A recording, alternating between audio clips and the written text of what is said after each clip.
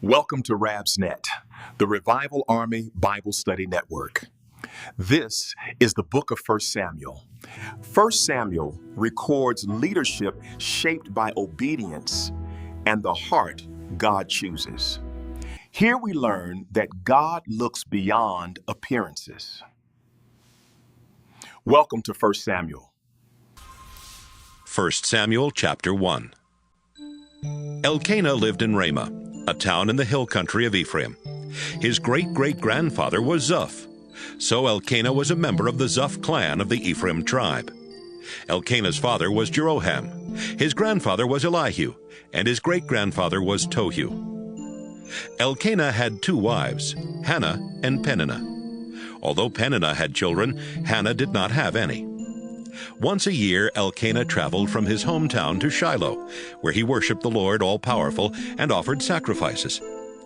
Eli was the Lord's priest there, and his two sons, Hophni and Phinehas, served with him as priests. Whenever Elkanah offered a sacrifice, he gave some of the meat to Peninnah and some to each of her sons and daughters. But he gave Hannah even more, because he loved Hannah very much, even though the Lord had kept her from having children of her own. Peninnah liked to make Hannah feel miserable about not having any children, especially when the family went to the house of the Lord each year. One day, Elkanah was there offering a sacrifice, when Hannah began crying and refused to eat. So Elkanah asked, "Hannah, why are you crying? Why won't you eat? Why do you feel so bad? Don't I mean more to you than 10 sons?" When the sacrifice had been offered, and they had eaten the meal, Hannah got up and went to pray. Eli was sitting in his chair near the door to the place of worship. Hannah was broken-hearted and was crying as she prayed. "Lord all-powerful, I am your servant, but I am so miserable. Please let me have a son. I will give him to you for as long as he lives, and his hair will never be cut." Hannah prayed silently to the Lord for a long time, but her lips were moving, and Eli thought she was drunk. "How long are you going to stay drunk?" he asked. "Sober up." "Sir, please don't think I'm no good. Hannah answered. I'm not drunk and I haven't been drinking. But I do feel miserable and terribly upset. I've been praying all this time, telling the Lord about my problems." Eli replied, "You may go home now and stop worrying. I'm sure the God of Israel will answer your prayer." "Sir, thank you for being so kind to me," Hannah said. Then she left, and after eating something, she felt much better. Elkanah and his family got up early the next morning and worshiped the Lord. Then they went back home to Ramah. Later the Lord blessed Elkanah and Hannah with a son. She named him Samuel, because she had asked the Lord for him. The next time Elkanah and his family went to offer their yearly sacrifice, he took along a gift that he had promised to give to the Lord. But Hannah stayed home because she had told Elkanah, "Samuel and I won't go until he's old enough for me to stop nursing him. Then I'll give him to the Lord, and he can stay there at Shiloh for the rest of his life." "You know what's best. Elkanah said. Stay here until it's time to stop nursing him. I'm sure the Lord will help you do what you have promised." Hannah did not go to Shiloh until she stopped nursing Samuel. When it was the time of the year to go to Shiloh again, Hannah and Elkanah took Samuel to the Lord's house. They brought along a 3-year-old bull, a 20-pound sack of flour, and a clay jar full of wine. Hannah and Elkanah offered the bull as a sacrifice, then brought the little boy to Eli. "Sir," Hannah said, "a few years ago I stood here beside you and asked the Lord to give me a child. Here he is. The Lord gave me just what I asked for. Now I am giving him to the Lord, and he will be the Lord's servant for as long as he lives." 1 Samuel chapter 2. Elkanah worshipped the Lord there at Shiloh, and Hannah prayed, "You make me strong and happy, Lord. You rescued me. Now I can be glad and laugh at my enemies. No other God is like you. We're safer with you than on a high mountain. I can tell those proud people, Stop your boasting. Nothing is hidden from the Lord, and he judges what we do. Our Lord, you break the bows of warriors, but you give strength to everyone who stumbles. People who once had plenty to eat must now hire themselves out for only a piece of bread. But you give the hungry more than enough to eat. A woman did not have a child, and you gave her 7. But a woman who had many was left with none. You take away life, and you give life. You send people down to the world of the dead and bring them back again. Our Lord, you are the one who makes us rich or poor. You put some in high positions and bring disgrace on others. You lift the poor and homeless out of the garbage dump and give them places of honor in royal palaces. You set the world on foundations, and they belong to you. You protect your loyal people, but everyone who is evil will die in darkness. We cannot win a victory by our own strength. Our Lord, those who attack you will be broken in pieces when you fight back with thunder from heaven. You will judge the whole earth and give power and strength to your chosen king. Elkanah and Hannah went back home to Ramah, but the boy Samuel stayed to help Eli serve the Lord. Eli's sons were priests, but they were dishonest and refused to obey the Lord. So, while people were boiling the meat from their sacrifices, these priests would send over a servant with a large 3-pronged fork. The servant would stick the fork into the cooking pot, and whatever meat came out on the fork was taken back to the priests. That is how these 2 priests treated every Israelite who came to offer sacrifices in Shiloh.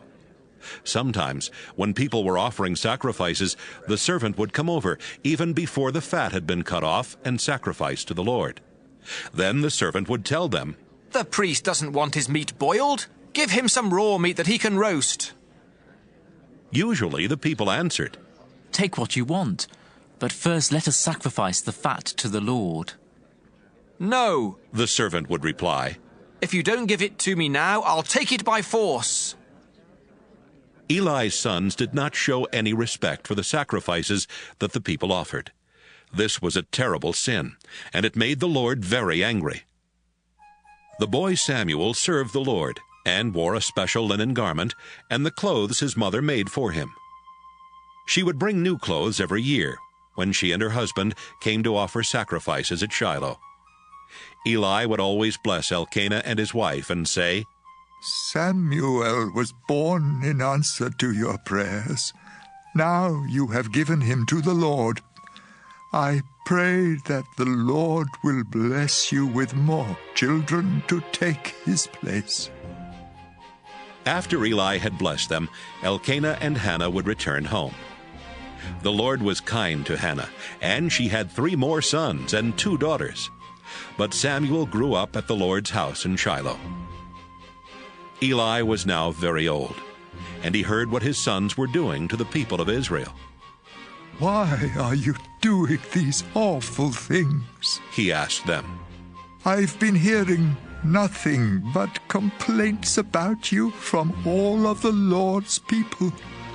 If you harm another person, God can help make things right between the 2 of you. But if you commit a crime against the Lord, no one can help you. But the Lord had already decided to kill them, so he kept them from listening to their father.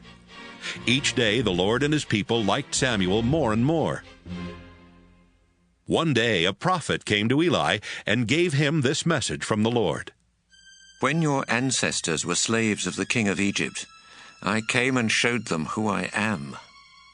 Out of all the tribes of Israel, I chose your family to be my priests. I wanted them to offer sacrifices and burn incense to me, and to find out from me what I want my people to do. I commanded everyone to bring their sacrifices here where I live, and I allowed you and your family to keep those that were not offered to me on the altar. But you honor your sons instead of me. You don't respect the sacrifices and offerings that are brought to me, and you've all gotten fat from eating the best parts. I am the Lord, the God of Israel. I promised to always let your family serve me as priests, but now I tell you that I cannot do this any longer. I honor anyone who honors me, but I put a curse on anyone who hates me. The time will come when I will kill you and everyone else in your family. Not one of you will live to an old age. Your family will have a lot of trouble. I will be kind to Israel, but everyone in your family will die young. If I let anyone from your family be a priest, his life will be full of sadness and sorrow. But most of the men in your family will die a violent death. To prove to you that I will do these things, your 2 sons, Hophni and Phinehas, will die on the same day. I have chosen someone else to be my priest, someone who will be faithful and obey me. I will always let his family serve as priests and help my chosen king. But if anyone is left from your family, he will come to my priest and beg for money or a little bread. He may even say to my priest, "Please let me be a priest, so I will at least have something to eat." 1 Samuel, chapter 3. Samuel served the Lord by helping Eli the priest, who was by that time almost blind. In those days the Lord hardly ever spoke directly to people, and he did not appear to them in dreams very often. But one night Eli was asleep in his room, and Samuel was sleeping on a mat near the sacred chest in the Lord's house. They had not been asleep very long when the Lord called out Samuel's name. "Here I am," Samuel answered. Then he ran to Eli and said, "Here I am. What do you want?" I didn't call you. Eli answered. Go back to bed. Samuel went back. Again the Lord called out Samuel's name. Samuel got up and went to Eli. "Here I am," he said. "What do you want?" Eli told him, Son, I didn't call you. Go back to sleep. The Lord had not spoken to Samuel before, and Samuel did not recognize the voice. When the Lord called out his name for the 3rd time, Samuel went to Eli again and said, "Here I am. What do you want?" Eli finally realized that it was the Lord who was speaking to Samuel. So he said, Go back and lie down. If someone speaks to you again, answer, I'm listening, Lord. What do you want me to do? Once again Samuel went back and lay down. The Lord then stood beside Samuel and called out as he had done before. Samuel! Samuel! "I'm listening." Samuel answered. "What do you want me to do?" The Lord said, Samuel, I'm going to do something in Israel that will shock everyone who hears about it. I will punish Eli and his family just as I promised. He knew that his sons refused to respect me, and he let them get away with it, even though I said I would punish his family forever. I warned Eli that sacrifices or offerings could never make things right. His family has done too many disgusting things. The next morning, Samuel got up and opened the doors to the Lord's house. He was afraid to tell Eli what the Lord had said, but Eli told him, Samuel, my boy, come here. "Here I am." Samuel answered. Eli said, What did God say to you? Tell me everything. I pray that God will punish you terribly if you don't tell me every word he said. Samuel told Eli everything. Then Eli said, He is the Lord, and he will do what's right. As Samuel grew up, the Lord helped him and made everything Samuel said come true. From the town of Dan in the north to the town of Beersheba in the south, everyone in the country knew that Samuel was truly the Lord's prophet.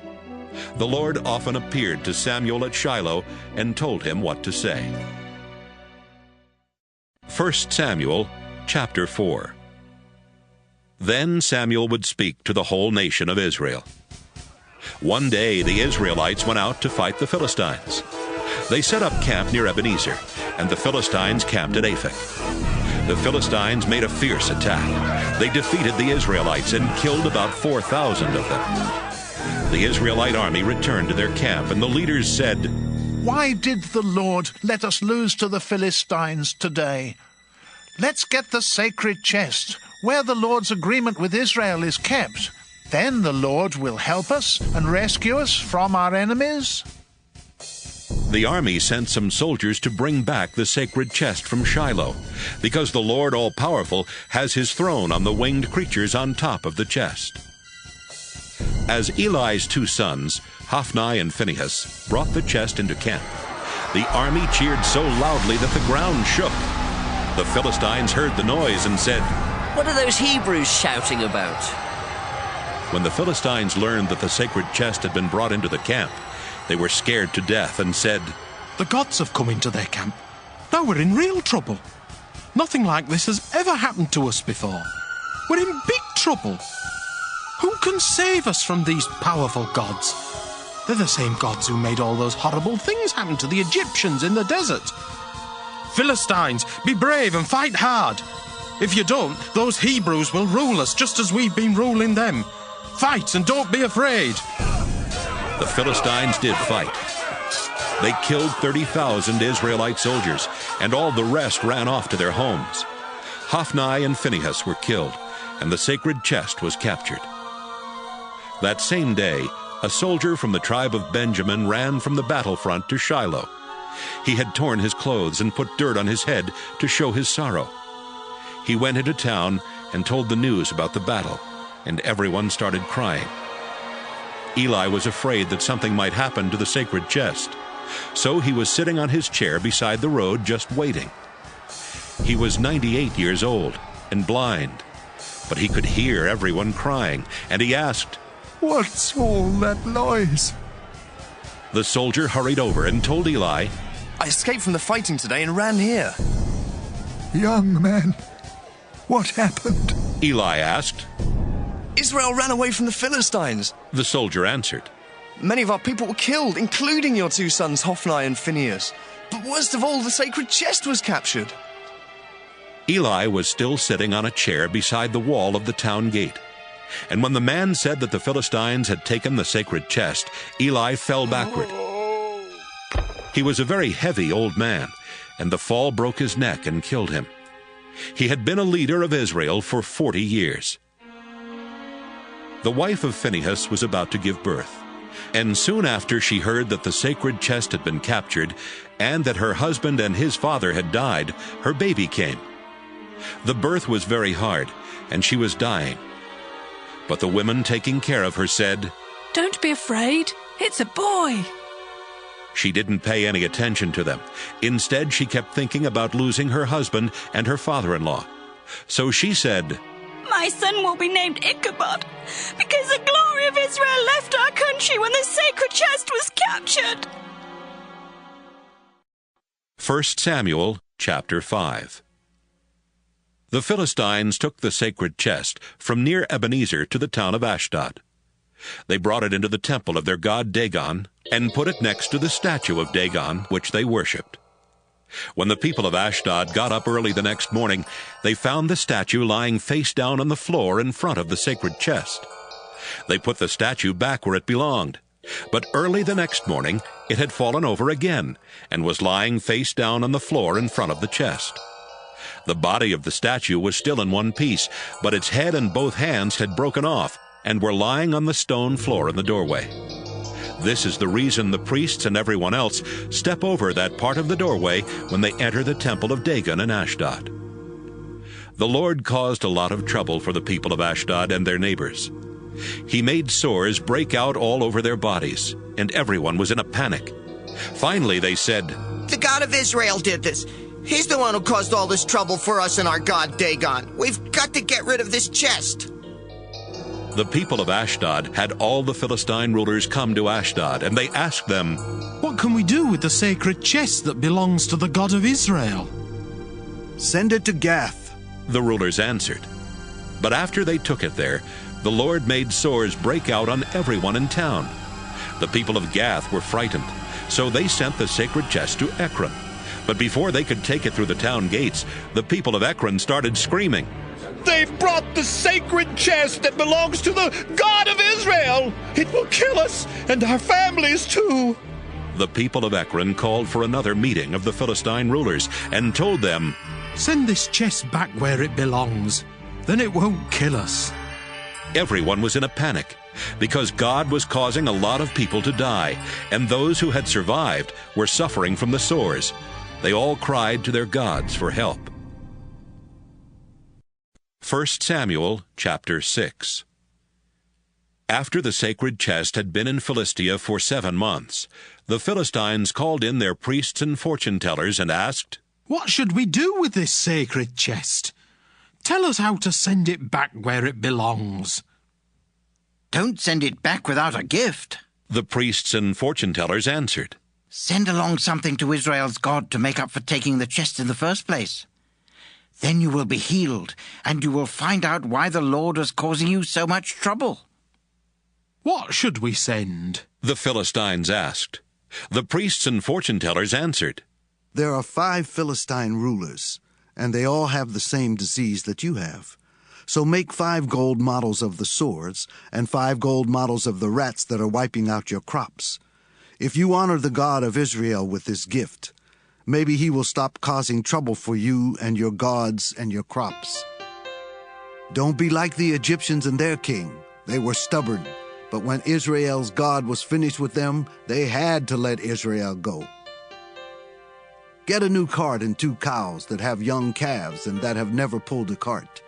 Hitch the cows to the cart, but take the calves back to their barn. Then put the chest on the cart. Put the gold rats and sores into a bag and put it on the cart next to the chest. Then send it on its way." "Watch to see if the chest goes on up the road to the Israelite town of Bethshemesh. If it goes back to its own country, you will know that it was the Lord who made us suffer so badly. But if the chest doesn't go back to its own country, then the Lord had nothing to do with the disease that hit us. It was simply bad luck." The Philistines followed their advice. They hitched up the 2 cows to the cart, but they kept their calves in a barn. Then they put the chest on the cart, along with the bag that had the gold rats and sores in it. The cows went straight up the road toward Bethshemesh, mooing as they went. The Philistine rulers followed them until they got close to Bethshemesh. The people of Bethshemesh were harvesting their wheat in the valley. When they looked up and saw the chest, they were so happy that they stopped working and started celebrating. The cows left the road and pulled the cart into a field that belonged to Joshua from Bethshemesh, and they stopped beside a huge rock. Some men from the tribe of Levi were there. So they took the chest off the cart and placed it on the rock, and then they did the same thing with the bag of gold rats and sores. A few other people chopped up the cart and made a fire. They killed the cows and burned them as sacrifices to the Lord. After that, they offered more sacrifices. When the 5 rulers of the Philistines saw what had happened, they went back to Ekron that same day. That is how the Philistines sent gifts to the Lord to make up for taking the sacred chest. They sent 5 gold sores, 1 each for their towns of Ashdod, Gaza, Ashkelon, Gath, and Ekron. They also sent 1 gold rat for each walled town and for every village that the 5 Philistine rulers controlled. The huge stone where the Levites set the chest is still there in Joshua's field as a reminder of what happened. Some of the men of Bethshemesh looked inside the sacred chest, and the Lord God killed 70 of them. This made the people of Bethshemesh very sad, and they started saying, "No other God is like the Lord. Who can go near him and still live? We'll have to send the chest away from here, but where can we send it?" They sent messengers to tell the people of Kiriath-Jearim, "The Philistines have sent back the sacred chest. Why don't you take it and keep it there with you?" 1 Samuel chapter 7. The people of Kiriath-Jearim got the chest and took it to Abinadab's house, which was on a hill in their town. They chose his son Eleazar to take care of it, and it stayed there for 20 years. During this time everyone in Israel was very sad and begged the Lord for help. One day Samuel told all the people of Israel, "If you really want to turn back to the Lord, then prove it. Get rid of your foreign idols, including the ones of the goddess Astarte. Turn to the Lord with all your heart and worship only Him. Then He will rescue you from the Philistines." The people got rid of their idols of Baal and Astarte and began worshiping only the Lord. Then Samuel said, "Tell everyone in Israel to meet together at Mizpah, and I will pray to the Lord for you." The Israelites met together at Mizpah with Samuel as their leader. They drew water from the well and poured it out as an offering to the Lord. On that same day they went without eating to show their sorrow, and they confessed they had been unfaithful to the Lord. When the Philistine rulers found out about the meeting at Mizpah, they sent an army there to attack the people of Israel. The Israelites were afraid when they heard that the Philistines were coming. "Don't stop praying," they told Samuel. "Ask the Lord our God to rescue us." Samuel begged the Lord to rescue Israel. Then he sacrificed a young lamb to the Lord. Samuel had not even finished offering the sacrifice when the Philistines started to attack. But the Lord answered his prayer and made thunder crash all around them. The Philistines panicked and ran away. The men of Israel left Mizpah and went after them as far as the hillside below Beth-kar, killing every enemy soldier they caught. The Philistines were so badly beaten that it was quite a while before they attacked Israel again. After the battle, Samuel set up a monument between Mizpah and the rocky cliffs. He named it Help Monument, to remind Israel how much the Lord had helped them. For as long as Samuel lived, the Lord helped Israel fight the Philistines. The Israelites were even able to recapture their towns and territory between Ekron and Gath. Israel was also at peace with the Amorites.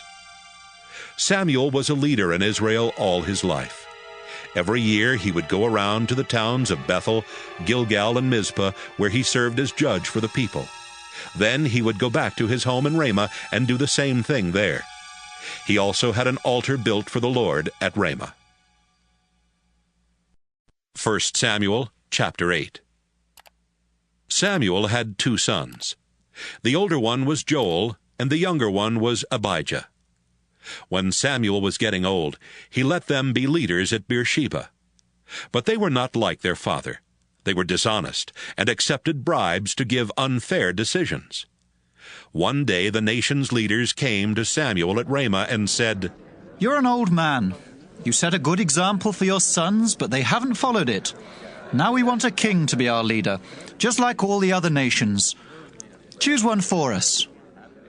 Samuel was upset to hear the leaders say they wanted a king, so he prayed about it. The Lord answered, "Samuel, do everything they want you to do. I am really the one they have rejected as their king. Ever since the day I rescued my people from Egypt, they have turned from me to worship idols. Now they are turning away from you. Do everything they ask, but warn them and tell them how a king will treat them." Samuel told the people who were asking for a king what the Lord had said. "If you have a king, this is how he will treat you. He will force your sons to join his army. Some of them will ride in his chariots, some will serve in the cavalry, and others will run ahead of his own chariot. Some of them will be officers in charge of 1,000 soldiers, and others will be in charge of 50.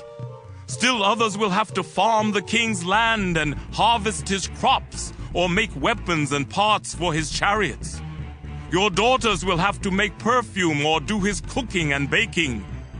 The king will take your best fields, as well as your vineyards and olive orchards, and give them to his own officials.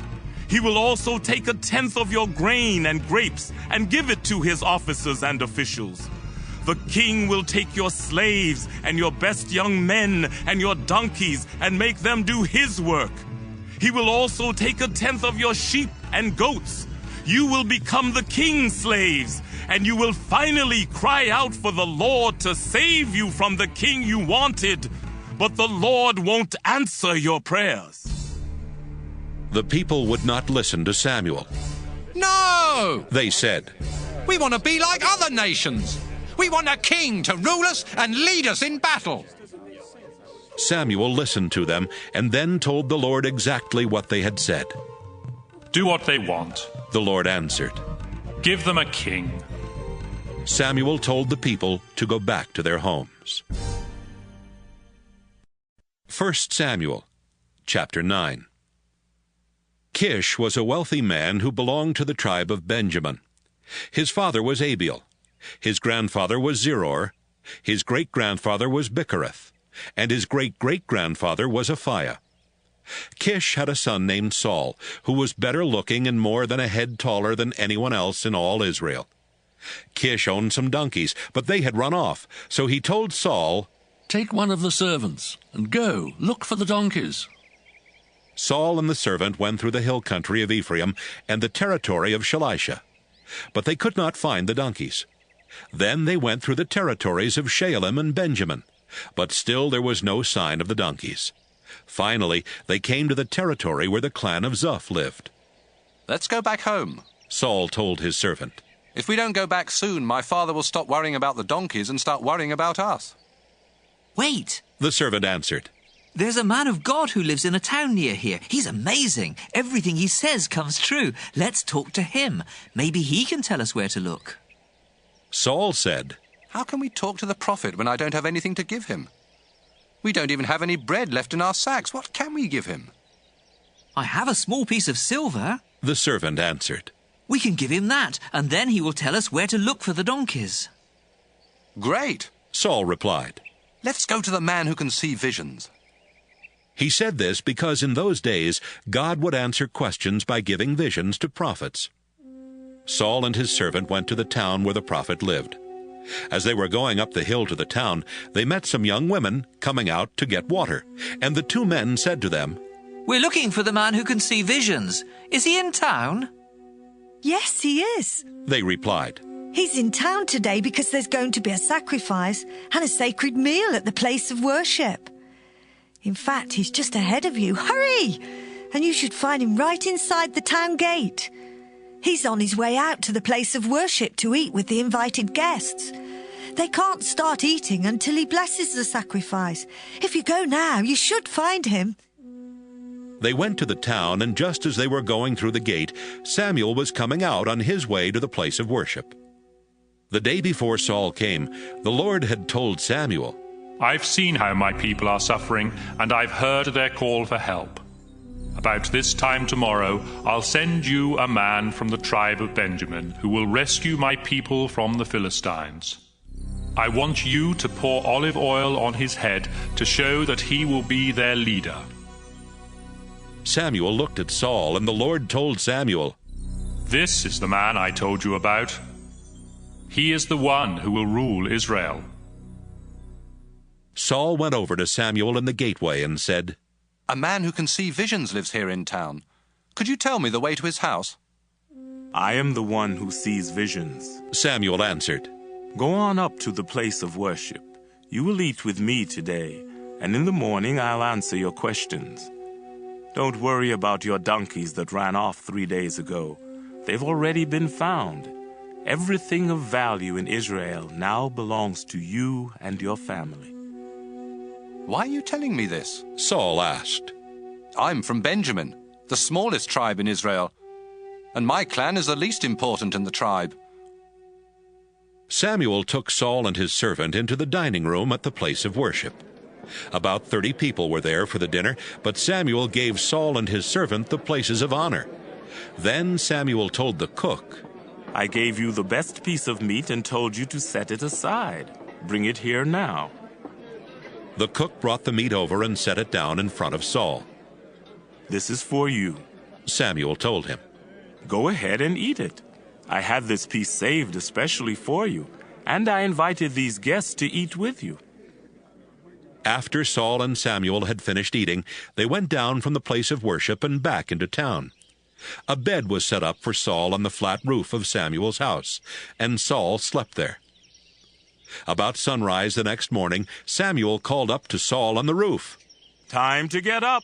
I'll help you get started on your way. Saul got up. He and Samuel left together and had almost reached the edge of town when Samuel stopped and said, Have your servant go on. Stay here with me for a few minutes, and I'll tell you what God has told me. 1 Samuel, chapter 10. After the servant had gone, Samuel took a small jar of olive oil and poured it on Saul's head. Then he kissed Saul and told him, The Lord has chosen you to be the leader and ruler of his people. When you leave me today, you'll meet 2 men near Rachel's tomb at Zelzah, in the territory of Benjamin. They'll tell you, the donkeys you've been looking for have been found. Your father has forgotten about them, and now he's worrying about you. He's wondering how he can find you. Go on from there until you reach the big oak tree at Tabor, where you'll meet 3 men on their way to worship God at Bethel. One of them will be leading 3 young goats.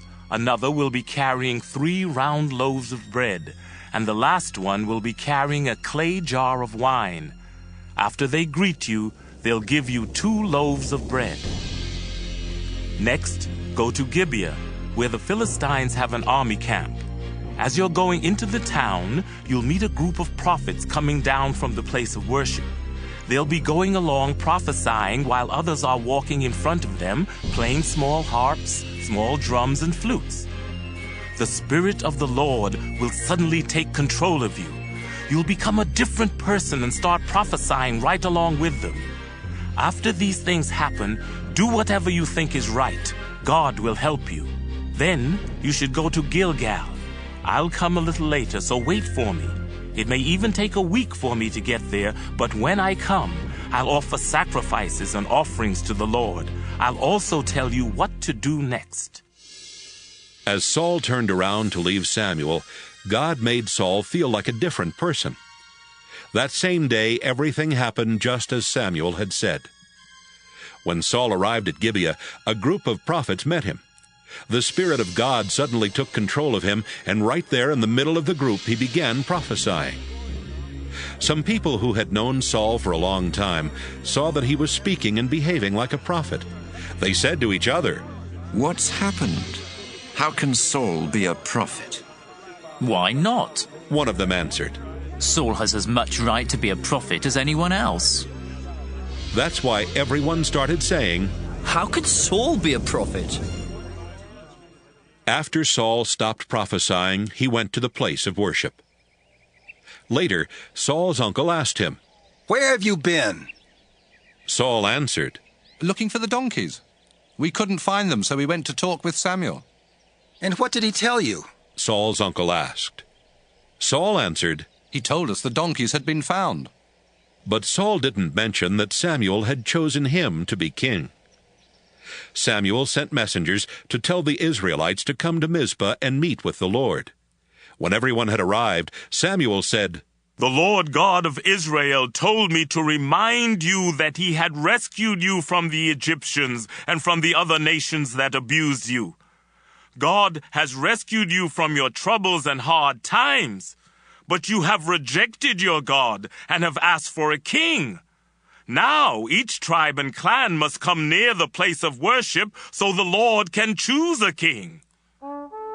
Samuel brought each tribe one after the other to the altar, and the Lord chose the Benjamin tribe. Next, Samuel brought each clan of Benjamin there, and the Lord chose the Matri clan. Finally, Saul the son of Kish was chosen. But when they looked for him, he was nowhere to be found. The people prayed, Our Lord, is Saul here? Yes, the Lord answered. He is hiding behind the baggage. The people ran and got Saul and brought him into the middle of the crowd. He was more than a head taller than anyone else. Look closely at the man the Lord has chosen, Samuel told the crowd. There is no one like him. The crowd shouted, Long live the king! Long live the king! Samuel explained the rights and duties of a king and wrote them all in a book. He put the book in a temple building at one of the places where the Lord was worshipped. Then Samuel sent everyone home. God had encouraged some young men to become followers of Saul, and when he returned to his hometown of Gibeah, they went with him.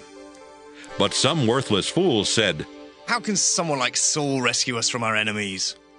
They did not want Saul to be their king, and so they didn't bring him any gifts.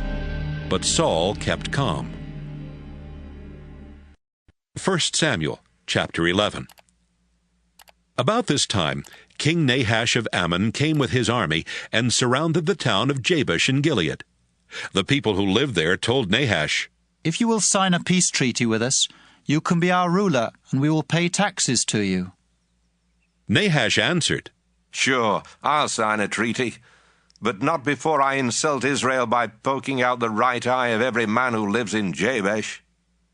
The town leaders said, Give us 7 days so we can send messengers everywhere in Israel to ask for help. If no one comes here to save us, we will surrender to you. Some of the messengers went to Gibeah, Saul's hometown. They told what was happening at Jabesh, and everyone in Gibeah started crying. Just then Saul came in from the fields, walking behind his oxen. Why is everyone crying? Saul asked. They told him what the men from Jabesh had said. Then the Spirit of God suddenly took control of Saul and made him furious. Saul killed 2 of his oxen, cut them up in pieces, and gave the pieces to the messengers. He told them to show the pieces to everyone in Israel and say, Saul and Samuel are getting an army together. Come and join them. If you don't, this is what will happen to your oxen. The Lord made the people of Israel terribly afraid. So all the men came together at Bezek. Saul had them organized and counted.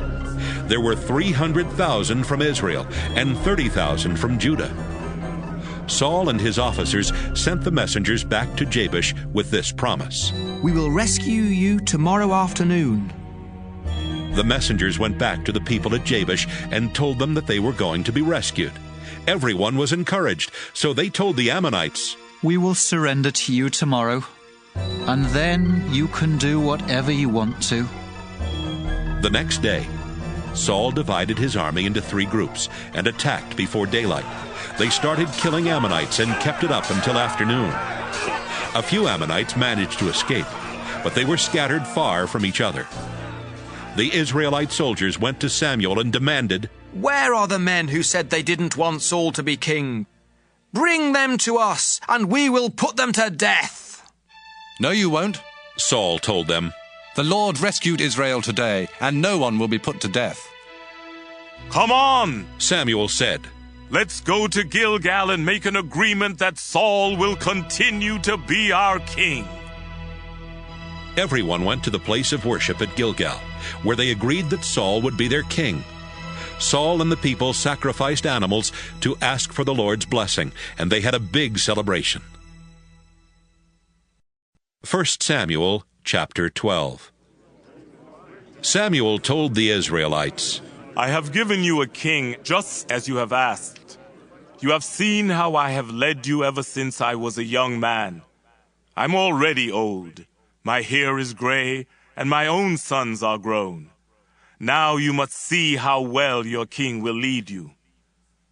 Let me ask this.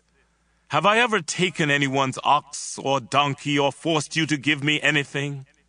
Have I ever hurt anyone or taken a bribe to give an unfair decision? Answer me, so the Lord and his chosen king can hear you.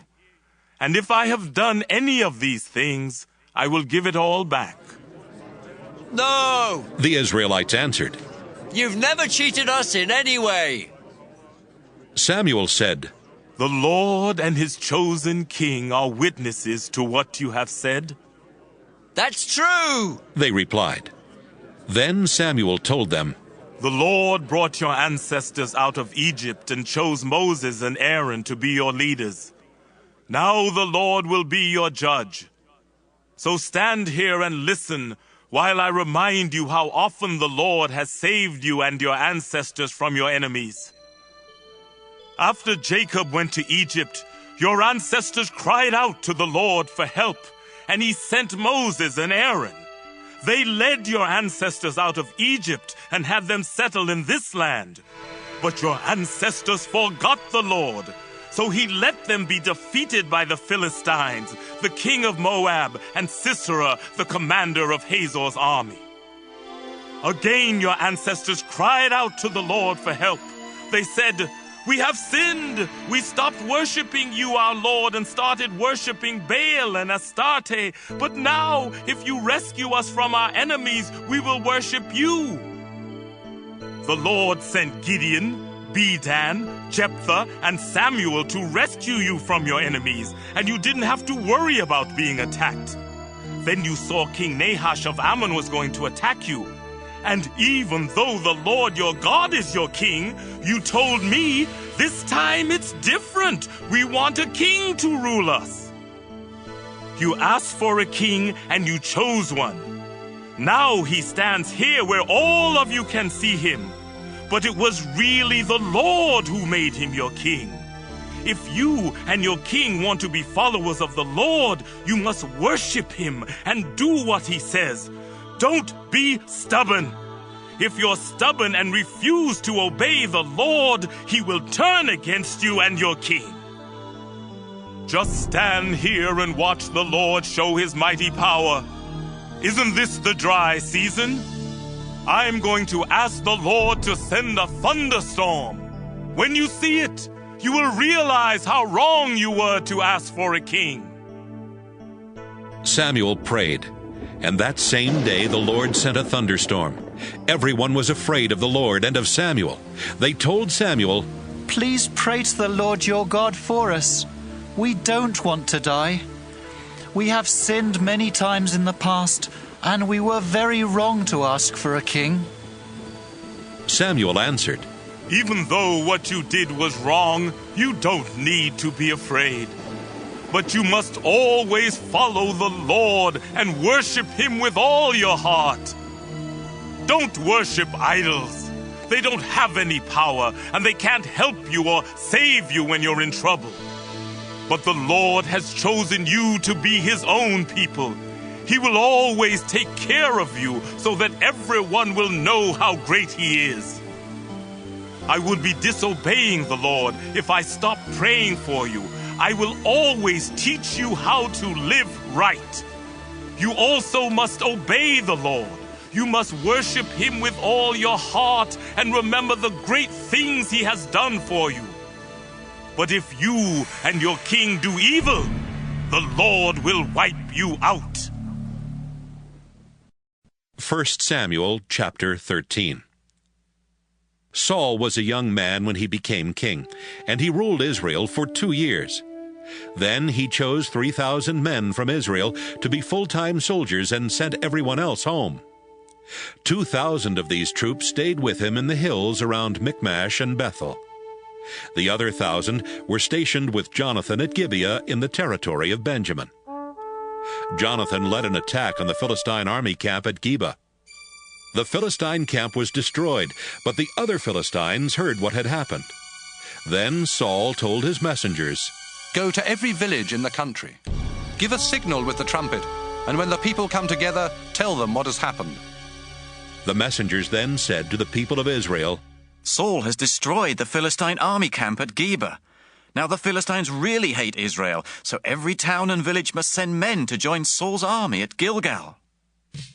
The Philistines called their army together to fight Israel. They had 3,000 chariots, 6,000 cavalry, and as many foot soldiers as there are grains of sand on the beach. They went to Michmash and set up camp there east of Bethaven. The Israelite army realized that they were outnumbered and were going to lose the battle. Some of the Israelite men hid in caves or in clumps of bushes, and some ran to places where they could hide among large rocks. Others hid in tombs or in deep, dry pits. Still others went to Gad and Gilead on the other side of the Jordan River. Saul stayed at Gilgal. His soldiers were shaking with fear, and they were starting to run off and leave him. Saul waited there 7 days, just as Samuel had ordered him to do, but Samuel did not come.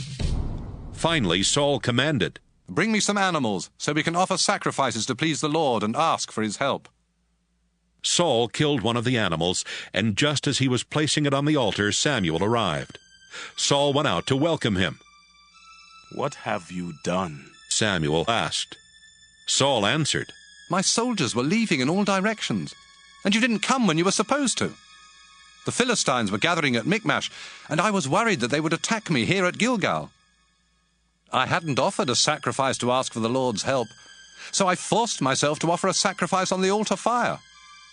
"That was stupid," Samuel said. "You didn't obey the Lord your God. If you had obeyed him, someone from your family would always have been king of Israel. But no, you disobeyed, and so the Lord won't choose anyone else from your family to be king. In fact, he has already chosen the one he wants to be the next leader of his people." Then Samuel left Gilgal. Part of Saul's army had not deserted him, and he led them to Gibeah in Benjamin to join his other troops. Then he counted them and found that he still had 600 men. Saul, Jonathan, and their army set up camp at Geba in Benjamin. The Philistine army was camped at Michmash. Each day they sent out patrols to attack and rob villages and then destroy them. One patrol would go north along the road to Ophrah in the region of Shul. Another patrol would go west along the road to Beth-horon. A third patrol would go east toward the desert on the road to the ridge that overlooks Zeboim Valley. The Philistines would not allow any Israelites to learn how to make iron tools. "If we allowed that," they said, "those worthless Israelites would make swords and spears." Whenever the Israelites wanted to get an iron point put on a cattle prod, they had to go to the Philistines. Even if they wanted to sharpen plow blades, picks, axes, sickles, and pitchforks, they still had to go to them. And the Philistines charged high prices. So whenever the Israelite soldiers had to go into battle, none of them had a sword or a spear except Saul and his son Jonathan. 1 Samuel chapter 14. The Philistines moved their camp to the pass at Michmash, and Saul was in Geba with his 600 men. Saul's own tent was set up under a fruit tree by the threshing place at the edge of town. Ahijah was serving as priest, and one of his jobs was to get answers from the Lord for Saul. Ahijah's father was Ahitub, and his father's brother was Ichabod. Ahijah's grandfather was Phinehas, and his great-grandfather Eli had been the Lord's priest at Shiloh. One day, Jonathan told the soldier who carried his weapons that he wanted to attack the Philistine camp on the other side of the valley. So they slipped out of the Israelite camp without anyone knowing it. Jonathan didn't even tell his father he was leaving. Jonathan decided to get to the Philistine camp by going through the pass that led between Shiny Cliff and Michmash to the north, and Thornbush Cliff and Geba to the south. Jonathan and the soldier who carried his weapons talked as they went toward the Philistine camp. "It's just the two of us against all those godless men," Jonathan said. "But the Lord can help a few soldiers win a battle just as easily as he can help a whole army. Maybe the Lord will help us win this battle." "Do whatever you want," the soldier answered. "I'll be right there with you." "This is what we'll do," Jonathan said. "We'll go across and let them see us. If they agree to come down the hill and fight where we are, then we won't climb up to their camp. But we will go if they tell us to come up the hill and fight. That will mean the Lord is going to help us win." Jonathan and the soldier stood at the bottom of the hill where the Philistines could see them. The Philistines said, "Look! Those worthless Israelites have crawled out of the holes where they've been hiding." Then they yelled down to Jonathan and the soldier, "Come up here, and we will teach you a thing or two." Jonathan turned to the soldier and said, "Follow me! The Lord is going to let us win. Jonathan crawled up the hillside with the soldier right behind him. When they got to the top, Jonathan killed the Philistines who attacked from the front, and the soldier killed those who attacked from behind. Before they had gone 100 feet, they had killed about 20 Philistines. The whole Philistine army panicked. Those in camp, those on guard duty, those in the fields, and those on raiding patrols. All of them were afraid and confused. Then God sent an earthquake, and the ground began to tremble. Saul's lookouts at Geba saw that the Philistine army was running in every direction like melted wax. Saul told his officers, "Call the roll and find out who left our camp." When they had finished, they found out that Jonathan and the soldier who carried his weapons were missing. At that time, Ahijah was serving as priest for the army of Israel, and Saul told him, "Come over here. Let's ask God what we should do." Just as Saul finished saying this, he could see that the Philistine army camp was getting more and more confused, and he said, "Ahijah, never mind." Saul quickly called his army together, then led them to the Philistine camp. By this time, the Philistines were so confused they were killing each other. There were also some hired soldiers in the Philistine camp, who now switched to Israel's side and fought for Saul and Jonathan. Many Israelites had been hiding in the hill country of Ephraim, and when they heard that the Philistines were running away, they came out of hiding and joined in chasing the Philistines. So the Lord helped Israel win the battle that day.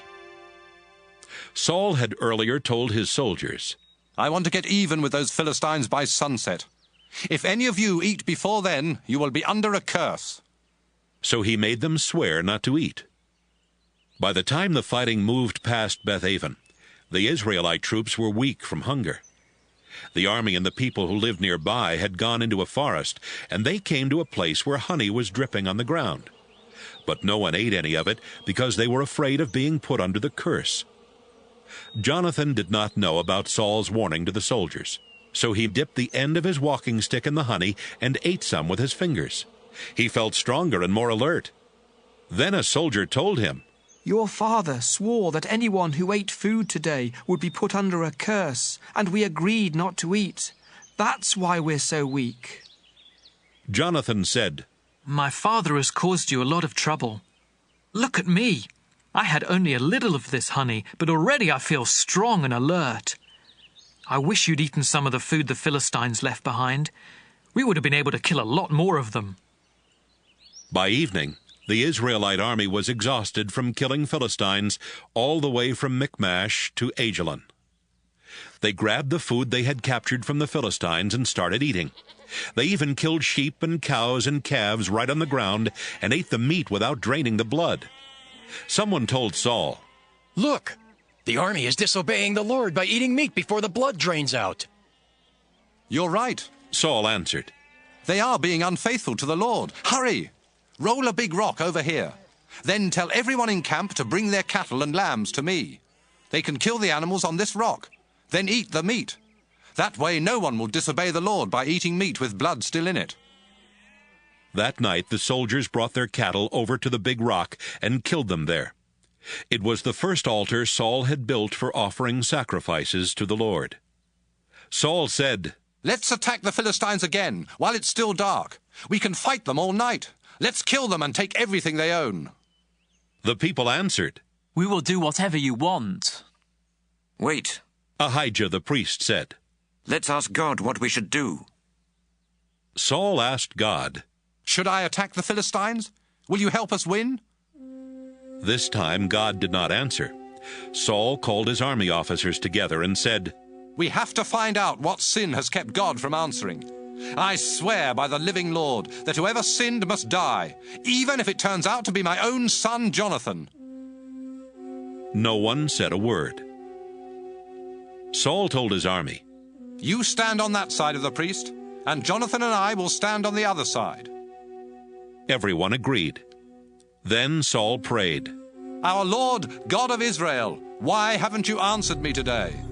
Please show us who sinned.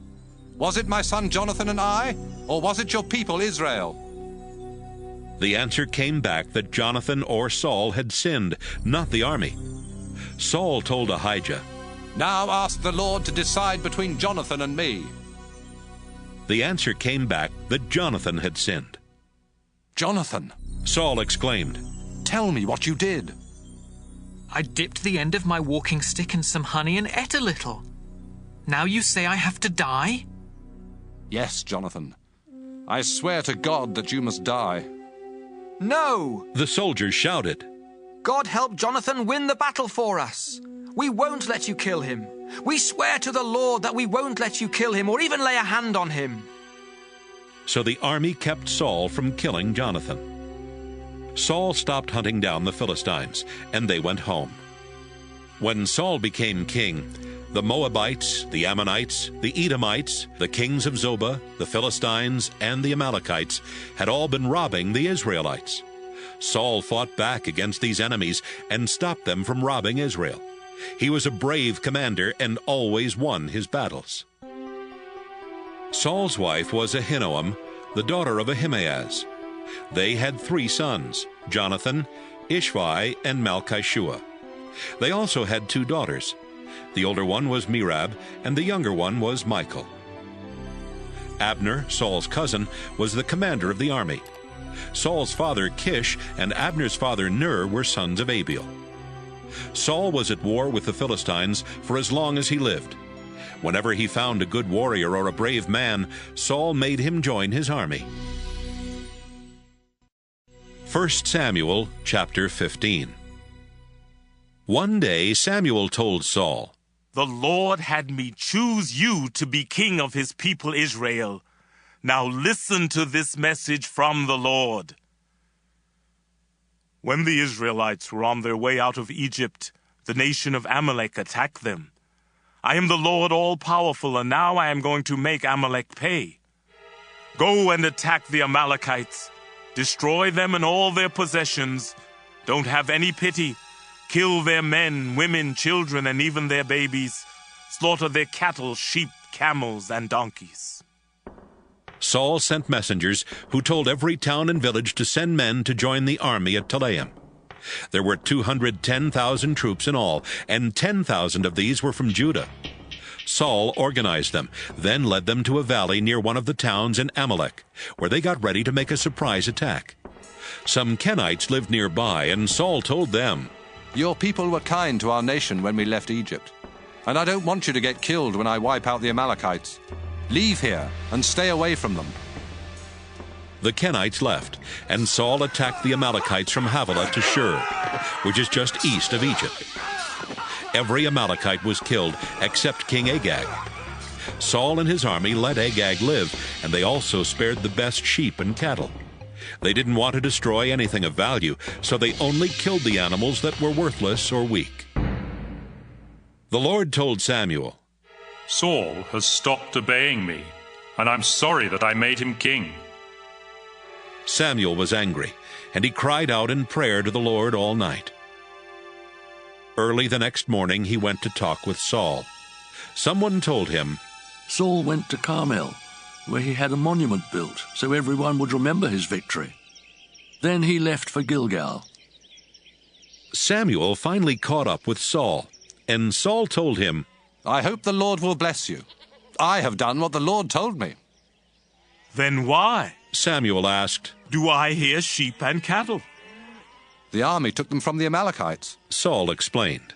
"They kept the best sheep and cattle so they could sacrifice them to the Lord your God, but we destroyed everything else." "Stop," Samuel said. "Let me tell you what the Lord told me last night." "All right," Saul answered. Samuel continued, "You may not think you're very important, but the Lord chose you to be king, and you are in charge of the tribes of Israel. When the Lord sent you on this mission, he told you to wipe out those worthless Amalekites. Why didn't you listen to the Lord? Why did you keep the animals and make him angry?"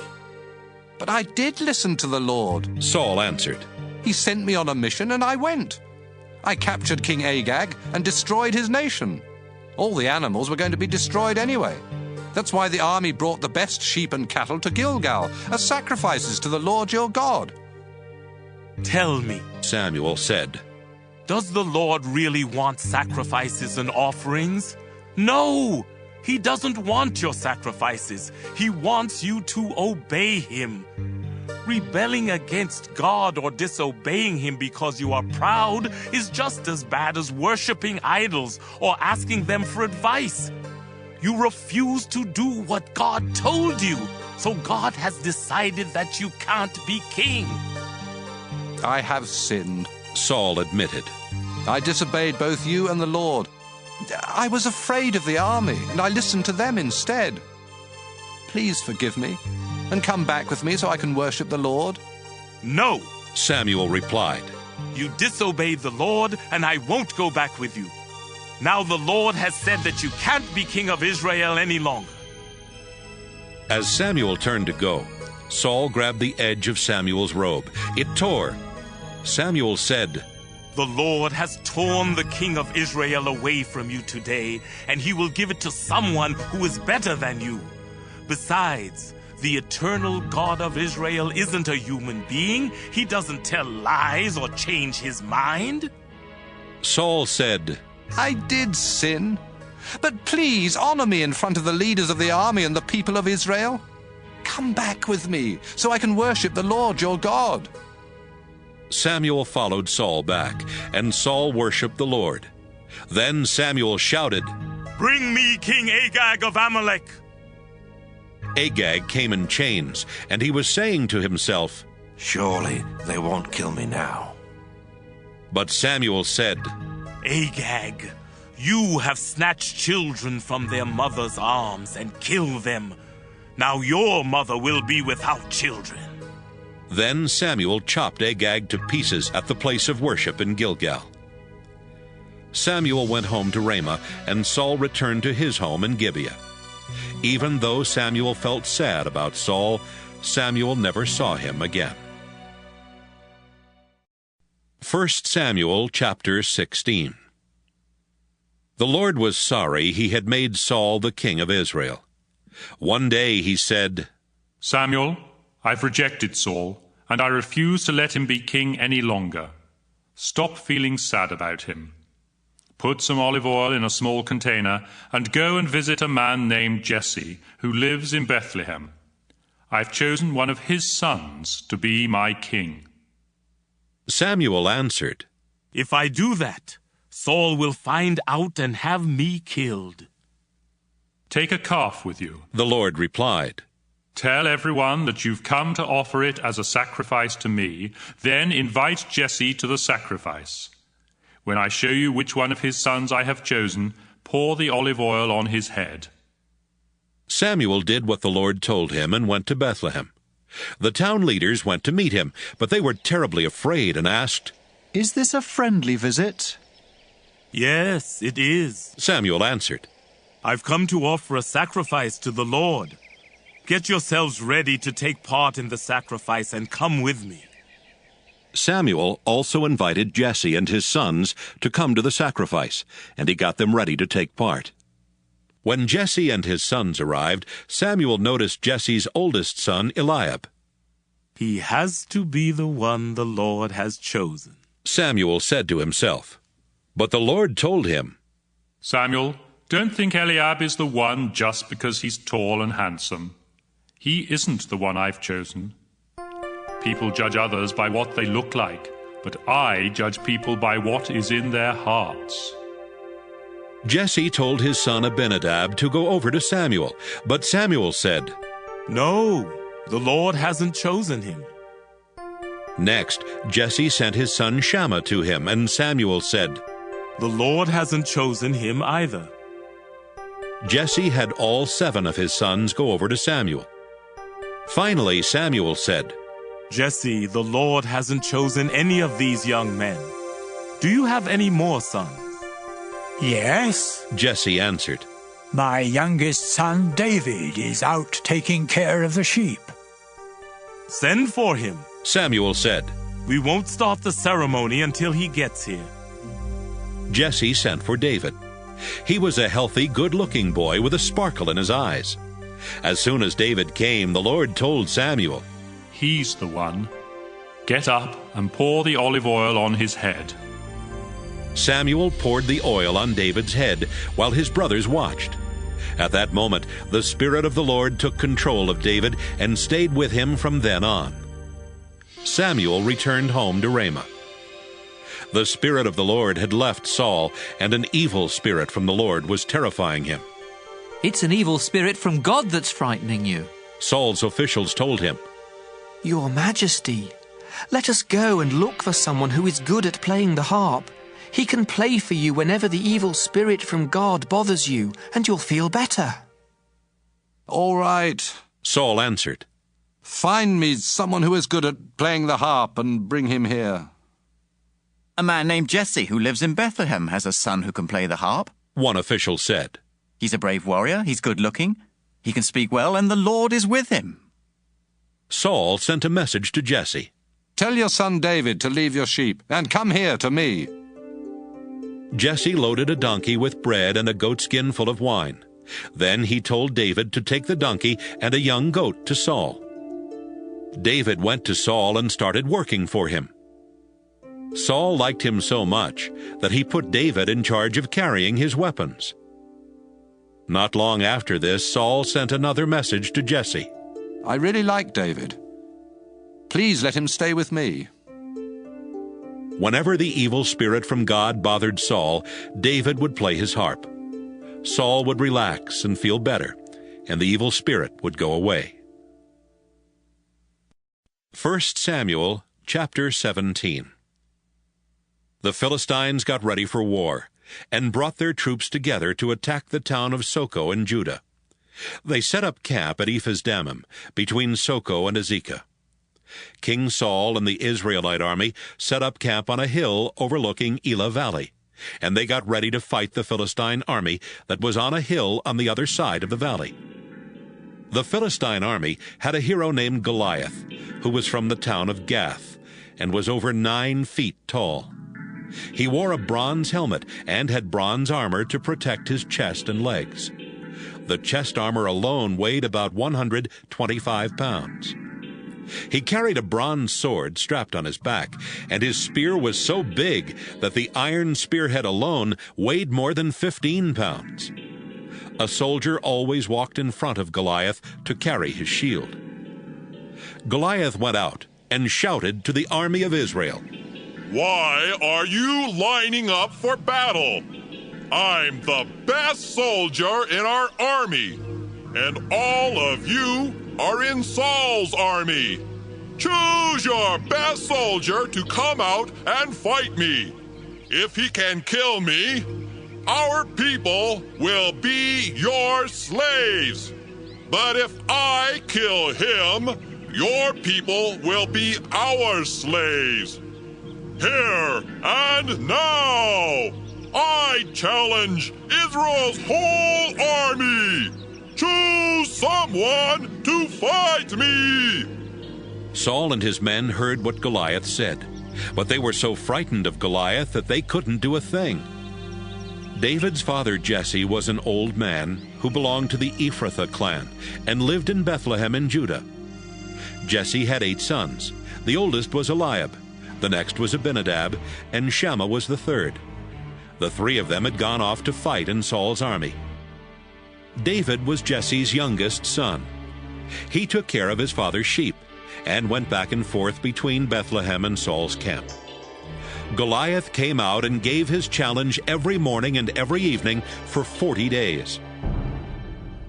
One day Jesse told David, Hurry and take this sack of roasted grain and these 10 loaves of bread to your brothers at the army camp.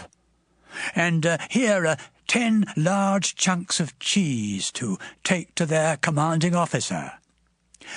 Find out how your brothers are doing and bring back something that shows that they're all right. They're with Saul's army, fighting the Philistines in Elah Valley. David obeyed his father. He got up early the next morning and left someone else in charge of the sheep. Then he loaded the supplies and started off. He reached the army camp just as the soldiers were taking their places and shouting the battle cry. The army of Israel and the Philistine army stood there facing each other. David left his things with the man in charge of supplies and ran up to the battle line to ask his brothers if they were well.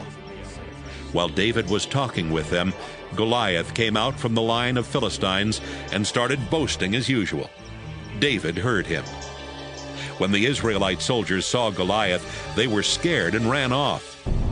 They said to each other, "Look how he keeps coming out to insult us. The king is offering a big reward to the man who kills Goliath. That man will even get to marry the king's daughter, and no one in his family will ever have to pay taxes again." David asked some soldiers standing nearby, "What will a man get for killing this Philistine and stopping him from insulting our people? Who does that worthless Philistine think he is? He's making fun of the army of the living God." The soldiers told David what the king would give the man who killed Goliath. David's oldest brother, Eliab, heard him talking with the soldiers. Eliab was angry at him and said, "What are you doing here anyway? Who's taking care of that little flock of sheep out in the desert? You spoiled brat. You came here just to watch the fighting, didn't you?" "Now what have I done?" David answered. "Can't I even ask a question?" Then he turned and asked another soldier the same thing he had asked the others, and he got the same answer.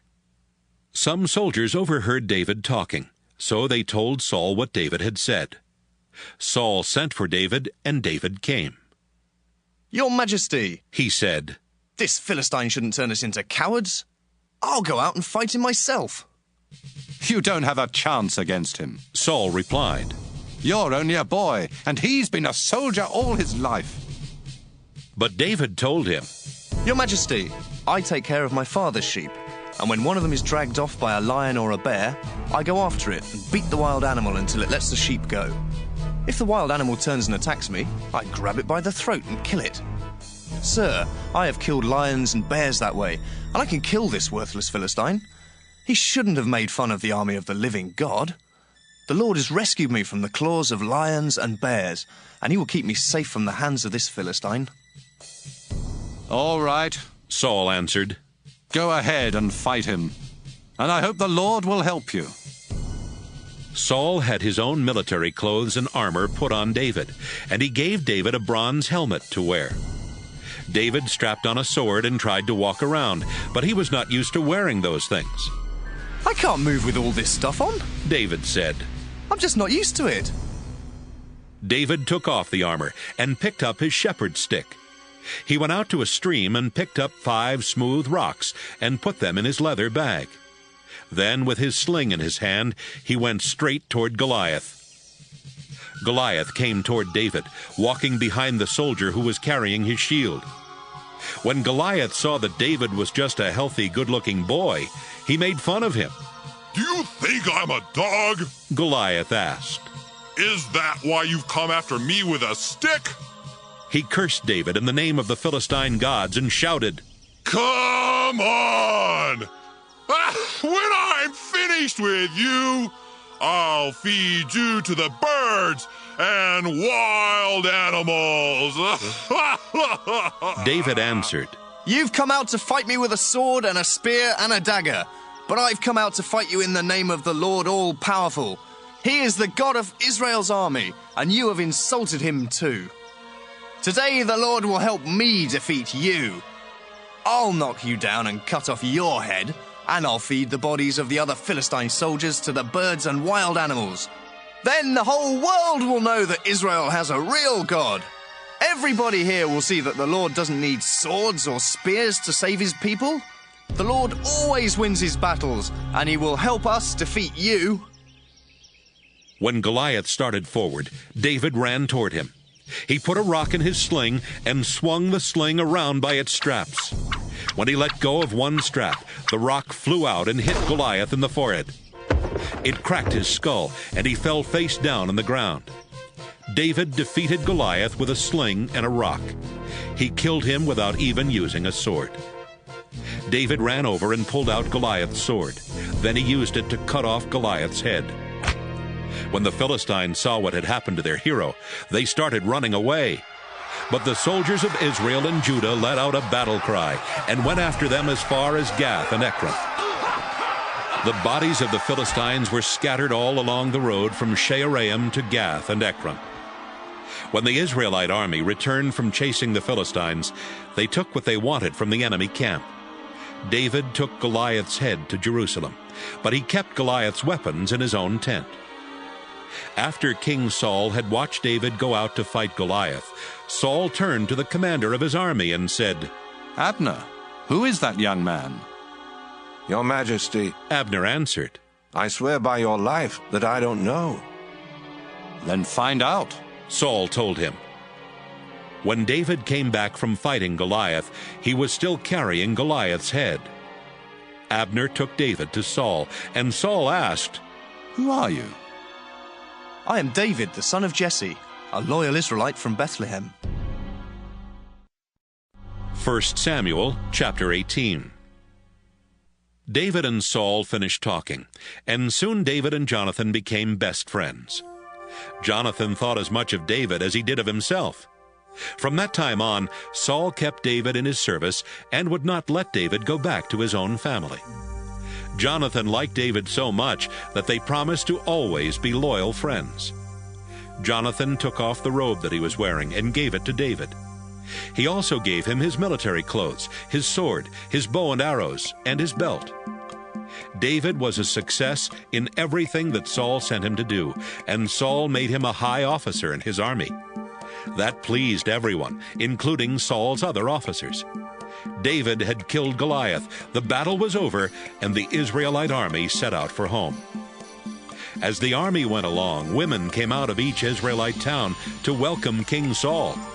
They were singing happy songs and dancing to the music of tambourines and harps. They sang, "Saul has killed 1,000 enemies. David has killed 10,000 enemies." This song made Saul very angry, and he thought, "They are saying that David has killed 10 times more enemies than I ever did. Next, they will want to make him king." Saul never again trusted David. The next day, the Lord let an evil spirit take control of Saul, and he began acting like a crazy man inside his house. David came to play the harp for Saul as usual, but this time Saul had a spear in his hand. Saul thought, "I'll pin David to the wall." He threw the spear at David twice, but David dodged and got away both times. Saul was afraid of David because the Lord was helping David and was no longer helping him. Saul put David in charge of 1,000 soldiers and sent him out to fight. The Lord helped David, and he and his soldiers always won their battles. This made Saul even more afraid of David. But everyone else in Judah and Israel was loyal to David because he led the army in battle.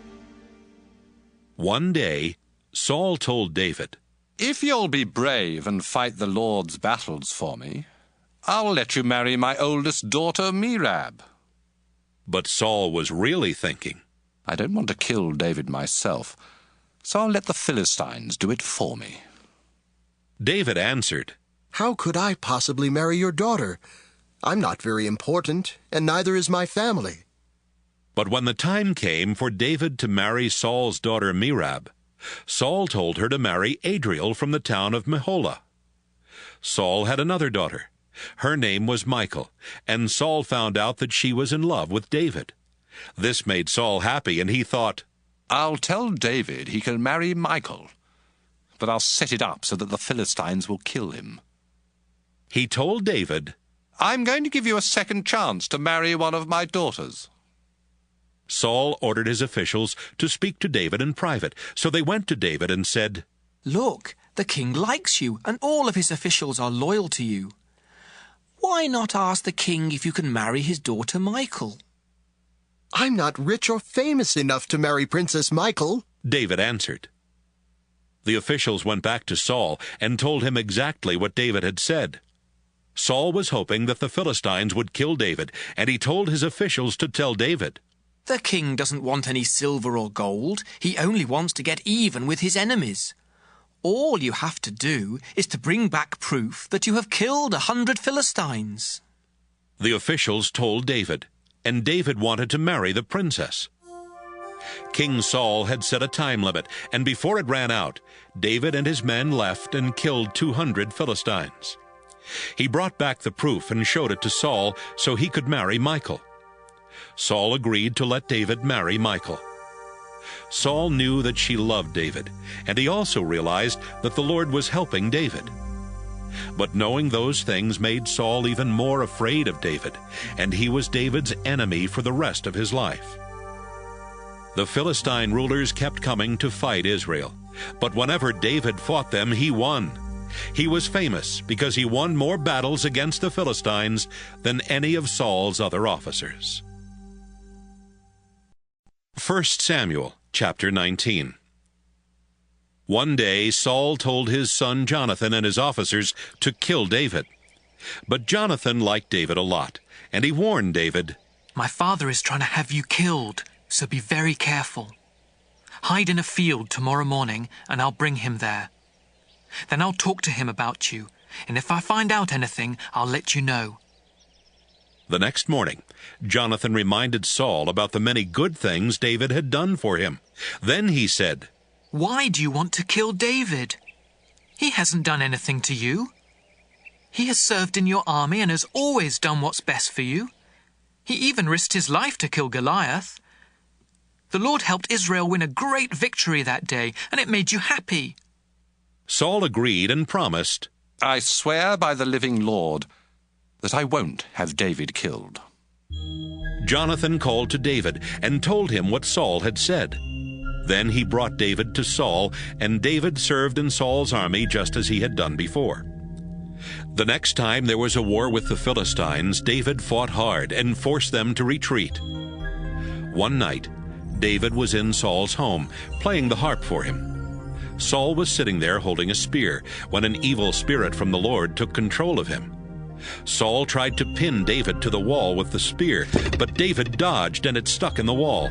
David ran out of the house and escaped.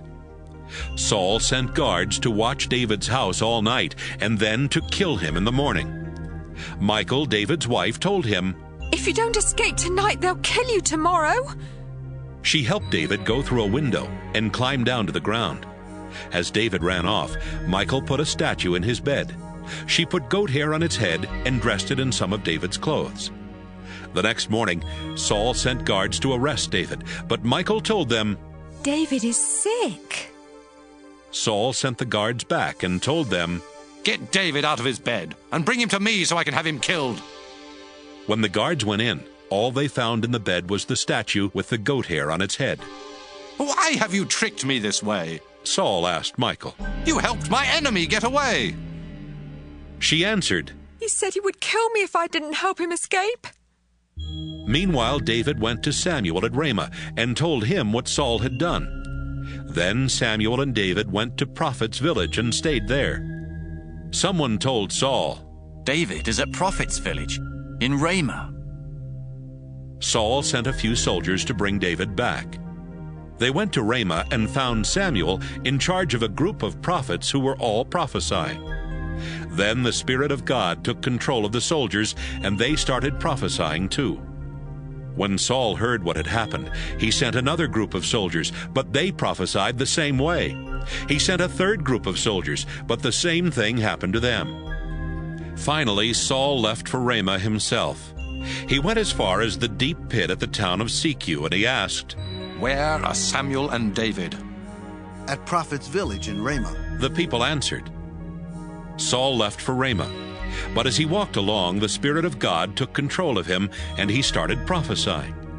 Then, when he reached Prophet's village, he stripped off his clothes and prophesied in front of Samuel. He dropped to the ground and lay there naked all day and night. That's how the saying started, "Is Saul now a prophet?" 1 Samuel chapter 20. David escaped from Prophet's village. Then he ran to see Jonathan and asked, "Why does your father Saul want to kill me? What have I done wrong?" "My father can't be trying to kill you. He never does anything without telling me about it. Why would he hide this from me? It can't be true." "Jonathan, I swear it's true. But your father knows how much you like me, and he didn't want to break your heart. That's why he didn't tell you. I swear by the living Lord and by your own life that I am only one step ahead of death." Then Jonathan said, "Tell me what to do, and I'll do it." David answered, "Tomorrow is the new moon festival, and I'm supposed to eat dinner with your father. But instead, I'll hide in a field until the evening of the next day. If Saul wonders where I am, tell him, 'David asked me to let him go to his hometown of Bethlehem, so he could take part in a sacrifice his family makes there every year.' If your father says it's all right, then I'm safe. But if he gets angry, you'll know he wants to harm me. Be kind to me. After all, it was your idea to promise the Lord that we would always be loyal friends. If I've done anything wrong, kill me yourself, but don't hand me over to your father." "Don't worry," Jonathan said. "If I find out that my father wants to kill you, I'll certainly let you know." "How will you do that?" David asked. "Let's go out to this field, and I'll tell you." Jonathan answered. When they got there, Jonathan said, "I swear by the Lord God of Israel that 2 days from now I'll know what my father is planning. Of course, I'll let you know if he's friendly toward you. But if he wants to harm you, I promise to tell you and help you escape. And I ask the Lord to punish me severely if I don't keep my promise. I pray that the Lord will bless you just as he used to bless my father. Someday the Lord will wipe out all of your enemies. Then, if I'm still alive, please be as kind to me as the Lord has been. But if I'm dead, be kind to my family." Jonathan and David made an agreement that even David's descendants would have to keep. Then Jonathan said, "I pray that the Lord will take revenge on your descendants if they break our promise." Jonathan thought as much of David as he did of himself, so he asked David to promise once more that he would be a loyal friend. After this, Jonathan said, "Tomorrow is the new moon festival, and people will wonder where you are because your place will be empty. And by the day after tomorrow, everyone will think you've been gone a long time. Then go to the place where you hid before and stay beside Going Away Rock. I'll shoot 3 arrows at a target off to the side of the rock and send my servant to find the arrows. You'll know if it's safe to come out by what I tell him. If it is safe, I swear by the living Lord that I'll say, 'The arrows are on this side of you, pick them up.' But if it isn't safe, I'll say to the boy, 'The arrows are further away.' This will mean that the Lord wants you to leave and you must go. But he will always watch us to make sure that we keep the promise we made to each other." So David hid there in the field. During the new moon festival, Saul sat down to eat by the wall just as he always did. Jonathan sat across from him, and Abner sat next to him. But David's place was empty.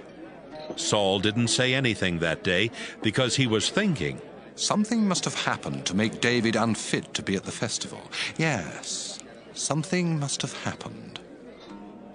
The day after the new moon festival, when David's place was still empty, Saul asked Jonathan, "Why hasn't that son of Jesse come to eat with us?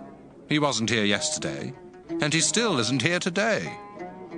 Jonathan answered, "The reason David hasn't come to eat with you is that he begged me to let him go to Bethlehem. He said, 'Please let me go.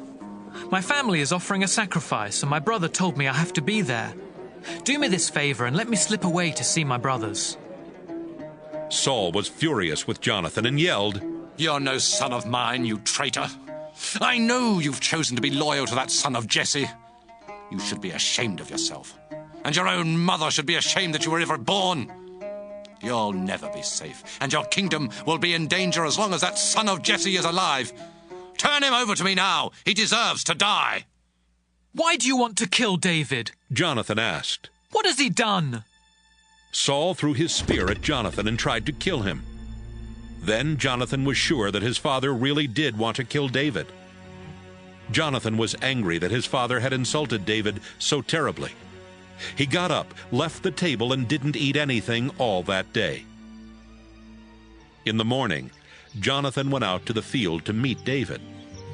He took a servant boy along and told him, "When I shoot the arrows, you run and find them for me." The boy started running, and Jonathan shot an arrow so that it would go beyond him.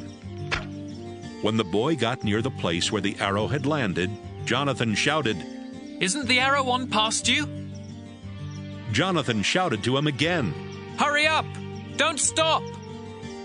The boy picked up the arrows and brought them back to Jonathan, but he had no idea about what was going on. Only Jonathan and David knew. Jonathan gave his weapons to the boy and told him, "Take these back into town." After the boy had gone, David got up from beside the mound and bowed very low 3 times. Then he and Jonathan kissed each other and cried, but David cried louder. Jonathan said, "Take care of yourself, and remember, we each have asked the Lord to watch and make sure that we and our descendants keep our promise forever." David left, and Jonathan went back to town. 1 Samuel chapter 21. David went to see Ahimelech, a priest who lived in the town of Nob. Ahimelech was trembling with fear as he came out to meet David. "Why are you alone?" Ahimelech asked. "Why isn't anyone else with you?" "I'm on a mission for King Saul," David answered. "He ordered me not to tell anyone what the mission is all about, so I had my soldiers stay somewhere else. Do you have any food you can give me? Could you spare 5 loaves of bread?" "The only bread I have is the sacred bread," the priest told David. "You can have it if your soldiers didn't sleep with women last night." "Of course we didn't sleep with women," David answered. "I never let my men do that when we're on a mission. They have to be acceptable to worship God even when we're on a regular mission, and today we're on a special mission." The only bread the priest had was the sacred bread that he had taken from the place of worship after putting out the fresh loaves, so he gave it to David. It so happened that one of Saul's officers was there worshiping the Lord that day. His name was Doeg the Edomite, and he was the strongest of Saul's shepherds. David asked Ahimelech, "Do you have a spear or a sword? I had to leave so quickly on this mission for the king that I didn't bring along my sword or any other weapons." The priest answered, "The only sword here is the one that belonged to Goliath the Philistine. You were the one who killed him in Elah Valley, and so you can take his sword if you want to. It's wrapped in a cloth behind the statue." "It's the best sword there is," David said. "I'll take it." David kept on running from Saul that day until he came to Gath, where he met with King Achish. The officers of King Achish were also there, and they asked Achish, "Isn't David a king back in his own country? Don't the Israelites dance and sing? Saul has killed 1,000 enemies. David has killed 10,000 enemies." David thought about what they were saying, and it made him afraid of Achish. So right there in front of everyone, he pretended to be insane. He acted confused and scratched up the doors of the town gate while drooling in his beard. "Look at him," Achish said to his officers. "You can see he's crazy. Why did you bring him to me? I have enough crazy people without your bringing another one here. Keep him away from my palace."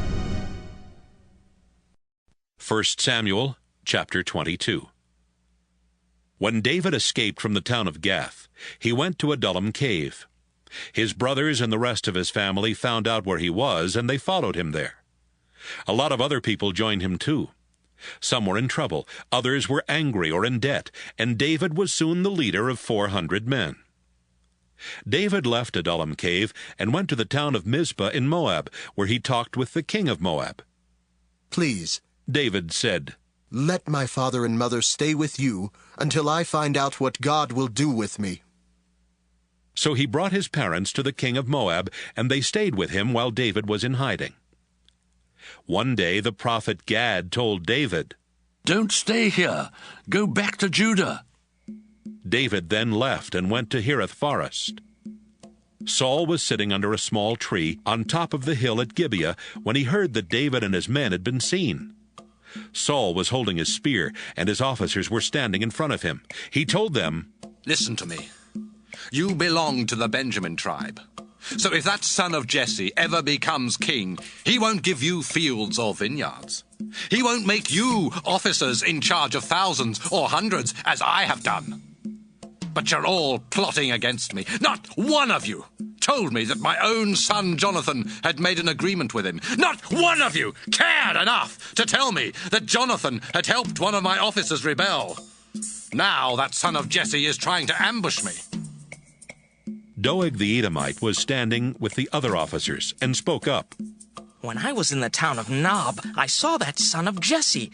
He was visiting the priest Ahimelech, the son of Ahitub. Ahimelech talked to the Lord for him, then gave him food and the sword that had belonged to Goliath the Philistine. Saul sent a message to Ahimelech and his whole family of priests at Nob, ordering them to come to him. When they came, Saul told them, "Listen to me, you son of Ahitub." "Certainly, Your Majesty," Ahimelech answered. Saul demanded, "Why did you plot against me with that son of Jesse? You helped him rebel against me by giving him food and a sword and by talking with God for him. Now he's trying to ambush me." "Your Majesty, none of your officers is more loyal than David," Ahimelech replied. "He's your son-in-law and the captain of your bodyguard. Everyone in your family respects him. This isn't the first time I've talked with God for David, and it's never made you angry before. Please don't accuse me or my family like this. I have no idea what's going on." "Ahimelech," Saul said, "you and your whole family are going to die." Saul shouted to his bodyguards, "These priests of the Lord helped David. They knew he was running away, but they didn't tell me. Kill them!" But the king's officers would not attack the priests of the Lord. Saul turned to Doeg, who was from Edom, and said, "Kill the priests!" On that same day, Doeg killed 85 priests. Then he attacked the town of Nob, where the priests had lived, and he killed everyone there, men, women, children, and babies. He even killed their cattle, donkeys, and sheep. Ahimelech's son Abiathar was the only one who escaped. He ran to David and told him, "Saul has murdered the priests at Nob." David answered, "That day when I saw Doeg, I knew he would tell Saul. Your family died because of me. Stay here. Isn't the same person trying to kill both of us? Don't worry. You'll be safe here with me." 1 Samuel chapter 23. One day some people told David, "The Philistines keep attacking the town of Keilah and stealing grain from the threshing place." David asked the Lord, "Should I attack these Philistines?" "Yes," the Lord answered. "Attack them and rescue Keilah." But David's men said, "Look, even here in Judah we're afraid of the Philistines. We will be terrified if we try to fight them at Keilah." David asked the Lord about it again. "Leave right now," the Lord answered. "I will give you victory over the Philistines at Keilah." David and his men went there and fiercely attacked the Philistines. They killed many of them, then led away their cattle and rescued the people of Keilah. Meanwhile, Saul heard that David was in Keilah. "God has let me catch David," Saul said. "David is trapped inside a walled town where the gates can be locked." Saul decided to go there and surround the town in order to trap David and his men. He sent messengers who told the towns and villages, "Send men to serve in Saul's army." By this time, Abiathar had joined David in Keilah and had brought along everything he needed to get answers from God. David heard about Saul's plan to capture him, and he told Abiathar, "Let's ask God what we should do."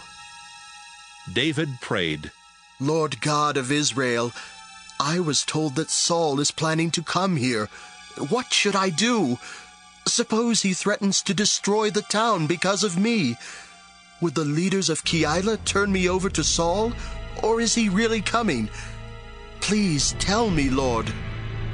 "Yes, he will come," the Lord answered. "Would the leaders of Keilah hand me and my soldiers over to Saul?" Yes, they would. The Lord answered. David and his 600 men got out of there fast and started moving from place to place. Saul heard that David had left Keilah, and he decided not to go after him. David stayed in hideouts in the hill country of Ziph Desert. Saul kept searching, but God never let Saul catch him. One time David was at Horesh in Ziph Desert. He was afraid because Saul had come to the area to kill him. But Jonathan went to see David, and God helped him encourage David. "Don't be afraid," Jonathan said. "My father Saul will never get his hands on you. In fact, you're going to be the next king of Israel, and I'll be your highest official. Even my father knows it's true." They both promised the Lord that they would always be loyal to each other. Then Jonathan went home, but David stayed at Horesh. Some people from the town of Ziph went to Saul at Gibeah and said, "Your Majesty, David has a hideout not far from us. It's near Horesh, somewhere on Mount Keilah, south of Jeshimon. If you come, we will help you catch him." Saul told them, "You've done me a big favor, and I pray that the Lord will bless you. Now please, do just a little more for me. Find out exactly where David is, as well as where he goes, and who has seen him there. I've been told that he's very tricky. Find out where all his hiding places are, and come back when you're sure. Then I'll go with you. If he is still in the area, or anywhere among the clans of Judah, I'll find him." The people from Ziph went back ahead of Saul, and they found out that David and his men were still south of Jeshimon in the Maon Desert. Saul and his army set out to find David, but David heard that Saul was coming, and he went to a place called the Rock, one of his hideouts in Maon Desert. Saul found out where David was and started closing in on him. Saul was going around a hill on one side, and David and his men were on the other side trying to get away. Saul and his soldiers were just about to capture David and his men when a messenger came to Saul and said, "Come quickly! The Philistines are attacking Israel and taking everything!" Saul stopped going after David and went back to fight the Philistines. That's why the place is called Escape Rock. David left and went to live in the hideouts at En-Gedi. 1 Samuel chapter 24. When Saul got back from fighting off the Philistines, he heard that David was in the desert around En-Gedi. Saul led 3,000 of Israel's best soldiers out to look for David and his men near Wild Goat Rocks at En-Gedi. There were some sheep pens along the side of the road, and one of them was built around the entrance to a cave. Saul went into the cave to relieve himself. David and his men were hiding at the back of the cave. They whispered to David, "The Lord told you he was going to let you defeat your enemies and do whatever you want with them. This must be the day the Lord was talking about." David sneaked over and cut off a small piece of Saul's robe, but Saul didn't notice a thing. Afterward, David was sorry that he had even done that, and he told his men, "Stop talking foolishly. We're not going to attack Saul. He's my king, and I pray that the Lord will keep me from doing anything to harm his chosen king." Saul left the cave and started down the road. Soon David also got up and left the cave. "Your Majesty!" he shouted from a distance. Saul turned around to look.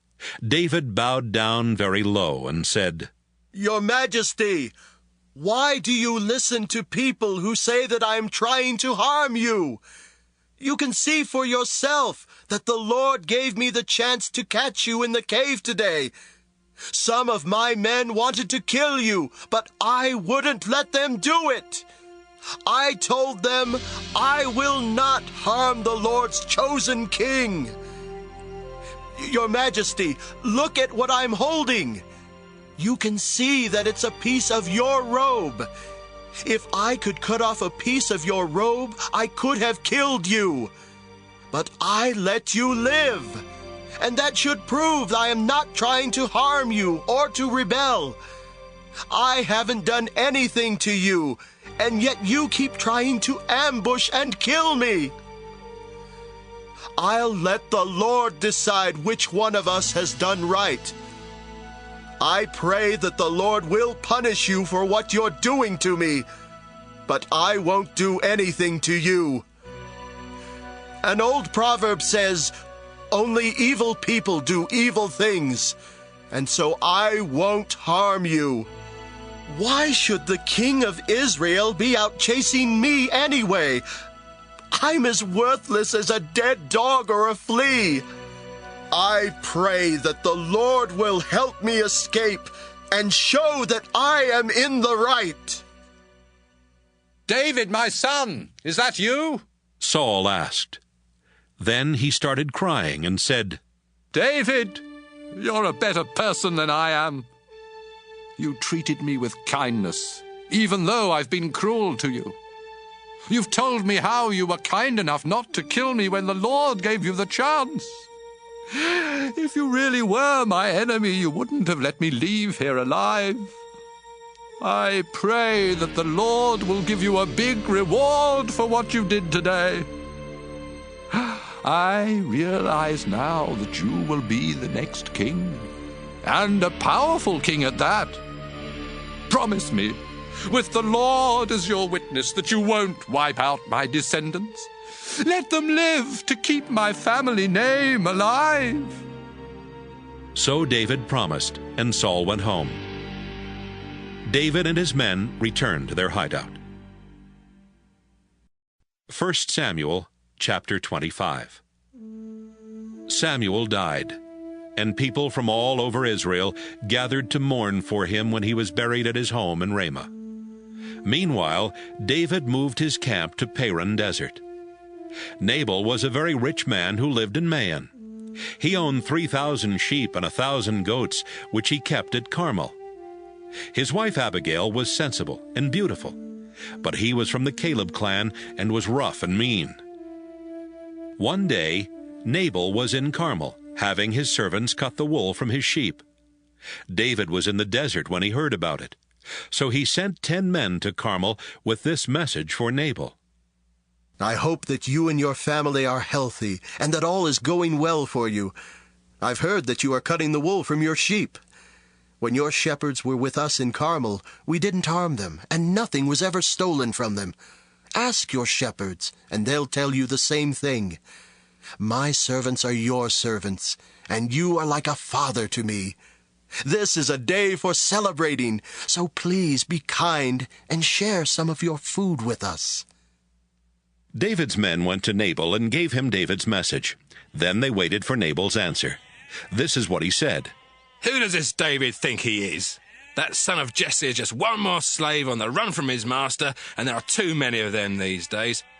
What makes you think I'll take my bread, my water, and the meat that I've cooked for my own servants and give it to you? Besides, I'm not sure that David sent you.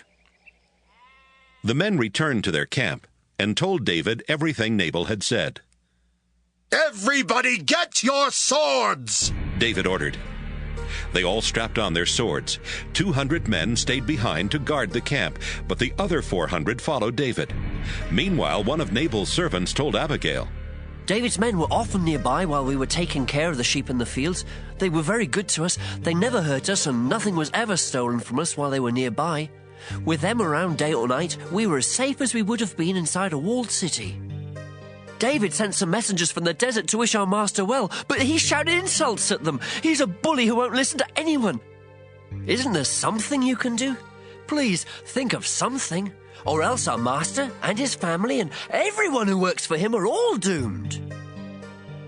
Abigail quickly got together 200 loaves of bread, 2 large clay jars of wine, the meat from 5 sheep, a large sack of roasted grain, 100 handfuls of raisins, and 200 handfuls of dried figs.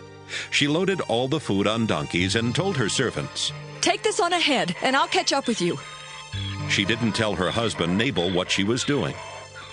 Abigail was riding her donkey on the path that led around the hillside, when suddenly she met David and his men heading straight at her. David had just been saying, I surely wasted my time guarding Nabal's things in the desert and keeping them from being stolen. I was good to him, and now he pays me back with insults. I swear that by morning there won't be a man or boy left from his family or his servants' families. I pray that God will punish me if I don't do it." Abigail quickly got off her donkey and bowed down in front of David. Then she said, "Sir, please let me explain. Don't pay any attention to that good-for-nothing Nabal. His name means fool, and it really fits him. I didn't see the men you sent, but please take this gift of food that I brought and share it with your followers. The Lord has kept you from taking revenge and from killing innocent people. But I hope your enemies and anyone else who wants to harm you will end up like Nabal. I swear this by the living Lord and by your life. Please forgive me if I say a little more.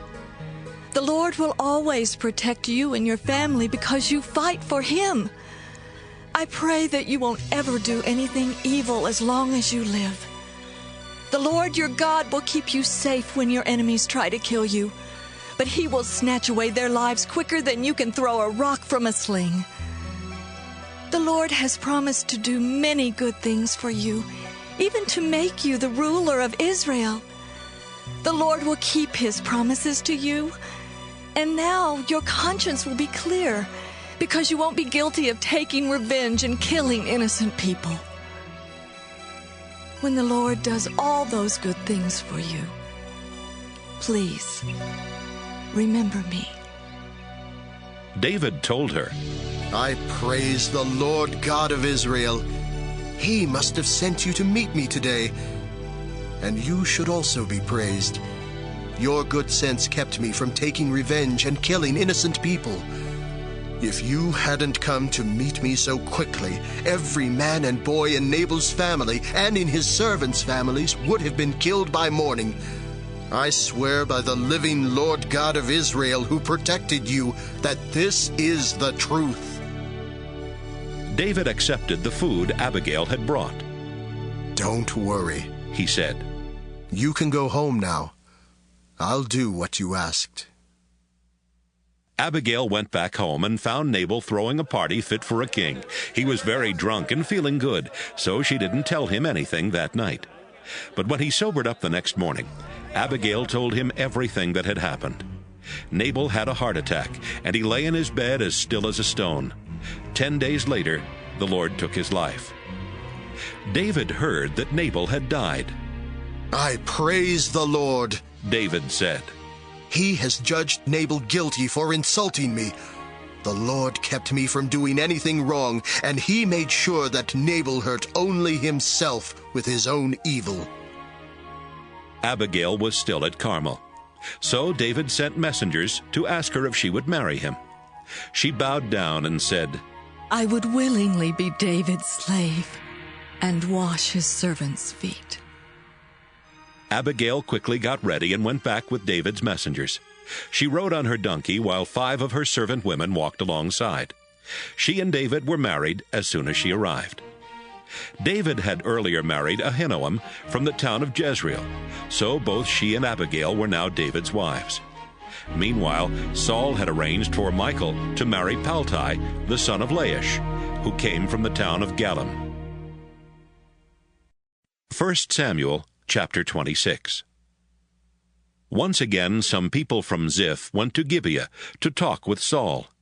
"David has a hideout in Mount Hakeilah, near Jeshimon, out in the desert," they told him.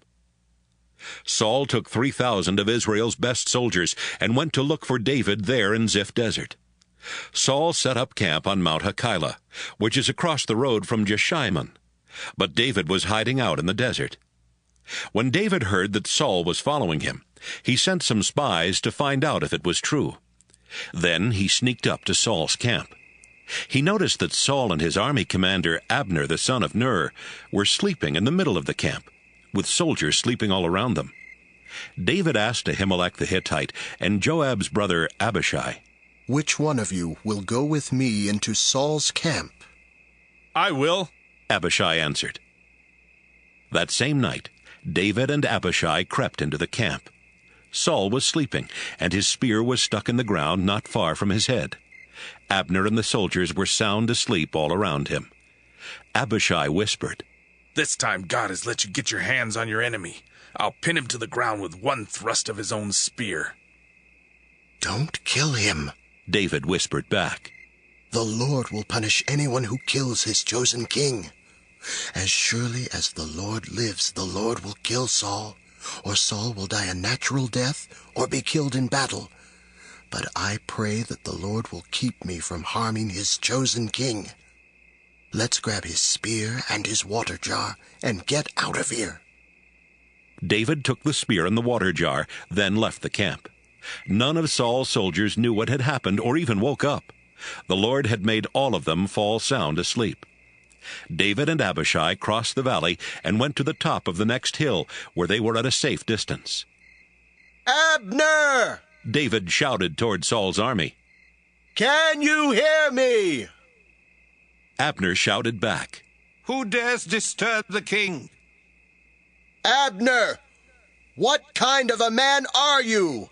David replied. "Aren't you supposed to be the best soldier in Israel? Then why didn't you protect your king? Anyone who went into your camp could have killed him tonight. You're a complete failure. I swear by the living Lord that you and your men deserve to die for not protecting the Lord's chosen king. Look and see if you can find the king's spear and the water jar that were near his head." Saul could tell it was David's voice, and he called out, "David, my son! Is that you?" "Yes, it is, your majesty. Why are you after me? Have I done something wrong, or have I committed a crime? Please listen to what I have to say. If the Lord has turned you against me, maybe a sacrifice will make him change his mind. But if some people have turned you against me, I hope the Lord will punish them. They have forced me to leave the land that belongs to the Lord and have told me to worship foreign gods. Don't let me die in a land far away from the Lord. I'm no more important than a flea. Why should the king of Israel hunt me down as if I were a bird in the mountains?" "David, you had the chance to kill me today, but you didn't. I was very wrong about you. It was a terrible mistake for me to try to kill you. I acted like a fool. But I'll never try to harm you again. You're like a son to me, so please come back." "Your Majesty, here's your spear. Have one of your soldiers come and get it. The Lord put you in my power today, but you are his chosen king, and I wouldn't harm you. The Lord rewards people who are faithful and live right. I saved your life today, and I pray that the Lord will protect me and keep me safe." "David, my son, I pray that the Lord will bless you and make you successful." 1 Samuel chapter 27. Saul went back home. David also left, but he thought to himself, "One of these days Saul is going to kill me. The only way to escape from him is to go to Philistia. Then I'll be outside of Israel, and Saul will give up trying to catch me." David and his 600 men went across the border to stay in Gath with King Achish the son of Maoch. His men brought their families with them. David brought his wife Ahinoam, whose hometown was Jezreel, and he also brought his wife Abigail, who had been married to Nabal from Carmel. When Saul found out that David had run off to Gath, he stopped trying to catch him. One day David was talking with Achish and said, "If you are happy with me, then let me live in one of the towns in the countryside. I'm not important enough to live here with you in the royal city." Achish gave David the town of Ziklag that same day, and Ziklag has belonged to the kings of Judah ever since. David was in Philistia for a year and 4 months.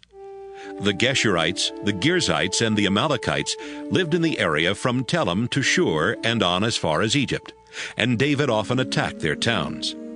Whenever David and his men attacked the town, they took the sheep, cattle, donkeys, camels, and the clothing, and killed everyone who lived there. After he returned from a raid, David always went to see Achish, who would ask, "Where did you attack today?" David would answer, "Oh, we attacked some desert town that belonged to the Judah tribe." Sometimes David would say, "Oh, we attacked a town in the desert where the Jerahmeel clan lives." Or, "We attacked a town in the desert where the Kenites live." That's why David killed everyone in the towns he attacked. He thought, "If I let any of them live, they might come to Gath and tell what I've really been doing." David made these raids all the time he was in Philistia, but Achish trusted David and thought, David's people must be furious with him. From now on, he will have to take orders from me. 1 Samuel chapter 28. Samuel had died some time earlier, and people from all over Israel had attended his funeral in his hometown of Ramah.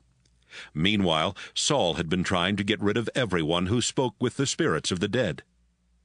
But one day the Philistines brought their soldiers together to attack Israel. Achish told David, "Of course, you know that you and your men must fight as part of our Philistine army." David answered, "That will give you a chance to see for yourself just how well we can fight." "In that case," Achish said, "you and your men will always be my bodyguards." The Philistines went to Shunem and set up camp. Saul called the army of Israel together, and they set up their camp in Gilboa. Saul took one look at the Philistine army and started shaking with fear. So he asked the Lord what to do. But the Lord would not answer, either in a dream or by a priest or a prophet. Then Saul told his officers, "Find me a woman who can talk to the spirits of the dead. I'll go to her and find out what's going to happen." His servants told him, "There's a woman at Endor who can talk to spirits of the dead." That night, Saul put on different clothing so nobody would recognize him. Then he and 2 of his men went to the woman and asked, "Will you bring up the ghost of someone for us?" The woman said, Why are you trying to trick me and get me killed? You know King Saul has gotten rid of everyone who talks to the spirits of the dead." Saul replied, "I swear by the living Lord that nothing will happen to you because of this." "Who do you want me to bring up?" she asked. "Bring up the ghost of Samuel," he answered. When the woman saw Samuel, she screamed. Then she turned to Saul and said, "You've tricked me! You're the king!" "Don't be afraid," Saul replied. "Just tell me what you see." She answered, "I see a spirit rising up out of the ground." "What does it look like?" "It looks like an old man wearing a robe." Saul knew it was Samuel, so he bowed down low. "Why are you bothering me by bringing me up like this?" Samuel asked. "I'm terribly worried," Saul answered. "The Philistines are about to attack me. God has turned his back on me and won't answer any more by prophets or by dreams. What should I do?" Samuel said, "If the Lord had turned away from you and is now your enemy, don't ask me what to do. I've already told you. The Lord has sworn to take the kingdom from you and give it to David, and that's just what he's doing. When the Lord was angry with the Amalekites, he told you to destroy them, but you didn't do it. That's why the Lord is doing this to you. Tomorrow the Lord will let the Philistines defeat Israel's army. Then you and your sons will join me down here in the world of the dead." At once, Saul collapsed and lay stretched out on the floor, terrified at what Samuel had said. He was weak because he had not eaten anything since the day before. The woman came over to Saul, and when she saw that he was completely terrified, she said, Your Majesty, I listened to you and risked my life to do what you asked. Now, please, listen to me. Let me get you a little something to eat. It will give you strength for your walk back to camp. No, I won't eat. But his officers and the woman kept on urging Saul until he finally agreed. He got up off the floor and sat on the bed. Right away, the woman killed a calf that she had been fattening up. She cooked part of the meat and baked some thin bread. Then she served the food to Saul and his officers, who ate and left before daylight. 1 Samuel, chapter 29. The Philistines had brought their whole army to Aphek, while Israel's army was camping near Jezreel Spring. The Philistine rulers and their troops were marching past the Philistine army commanders in groups of 100 and 1,000. When David and his men marched by at the end with Achish, the commanders said, What are those worthless Israelites doing here? They are David's men, Achish answered. David used to be one of Saul's officers, but he left Saul and joined my army a long time ago. I've never had even one complaint about him. The Philistine army commanders were angry and shouted, Send David back to the town you gave him. We won't have him going into the battle with us. He could turn and fight against us. Saul would take David back as an officer if David brought him the heads of our soldiers. The Israelites even dance and sing. Saul has killed 1,000 enemies. David has killed 10,000 enemies. Achish called David over and said, I swear by the living Lord that you've been honest with me, and I want you to fight by my side. I don't think you've done anything wrong from the day you joined me until this very moment. But the other Philistine rulers don't want you to come along. Go on back home and try not to upset them. But what have I done? David asked. Do you know of anything I've ever done that would keep me from fighting the enemies of my king? Achish said, I believe you're as good as an angel of God. But our army commanders have decided that you can't fight in this battle. You and your troops will have to go back to the town I gave you. Get up and leave tomorrow morning as soon as it's light. I'm pleased with you, so don't let any of this bother you. David and his men got up early in the morning and headed back toward Philistia, while the Philistines left for Jezreel. 1 Samuel, chapter 30. It took David and his men 3 days to reach Ziklag. But while they had been away, the Amalekites had been raiding in the desert around there. They had attacked Ziklag, burned it to the ground, and had taken away the women and children. When David and his men came to Ziklag, they saw the burned-out ruins and learned that their families had been taken captive.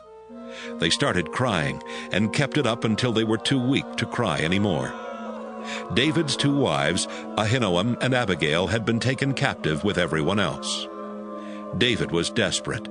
His soldiers were so upset over what had happened to their sons and daughters that they were thinking about stoning David to death. But he felt the Lord God giving him strength, and he said to the priest, Abiathar, let's ask God what to do. Abiathar brought everything he needed to get answers from God, and he went over to David. Then David asked the Lord, Should I go after the people who raided our town? Can I catch up with them? Go after them, the Lord answered. You will catch up with them, and you will rescue your families. David led his 600 men to Besor Gorge, but 200 of them were too tired to go across. So they stayed behind while David and the other 400 men crossed the gorge. Some of David's men found an Egyptian out in a field and took him to David. They gave the Egyptian some bread, and he ate it. Then they gave him a drink of water, some dried figs, and 2 handfuls of raisins. This was the first time in 3 days he had tasted food or water. Now he felt much better. Who is your master? David asked. And where do you come from? I'm from Egypt. The young man answered. I'm the servant of an Amalekite, but he left me here 3 days ago because I was sick. We had attacked some towns in the desert where the Kerethites live, in the area that belongs to Judah, and in the desert where the Caleb clan lives. And we burned down Ziklag. Will you take me to those Amalekites? David asked. Yes, I will, if you promise with God as a witness that you won't kill me or hand me over to my master. He led David to the Amalekites. They were eating and drinking everywhere, celebrating because of what they had taken from Philistia and Judah. David attacked just before sunrise the next day and fought until sunset. 400 Amalekites rode away on camels, but they were the only ones who escaped. David rescued his 2 wives and everyone else the Amalekites had taken from Ziklag. No one was missing, young or old, sons or daughters. David brought back everything that had been stolen, including their livestock. David also took the sheep and cattle that the Amalekites had with them, but he kept these separate from the others. Everyone agreed that these would be David's reward.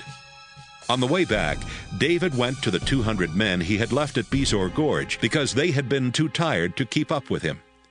They came toward David and the people who were with him. When David was close enough, he greeted the 200 men and asked how they were doing.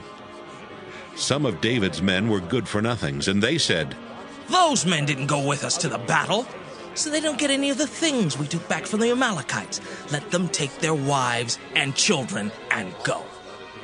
But David said, "My friends, don't be so greedy with what the Lord has given us.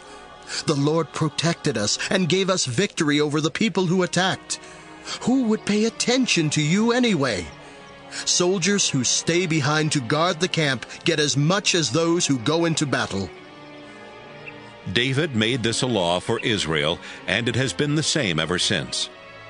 David went back to Ziklag with everything they had taken from the Amalekites.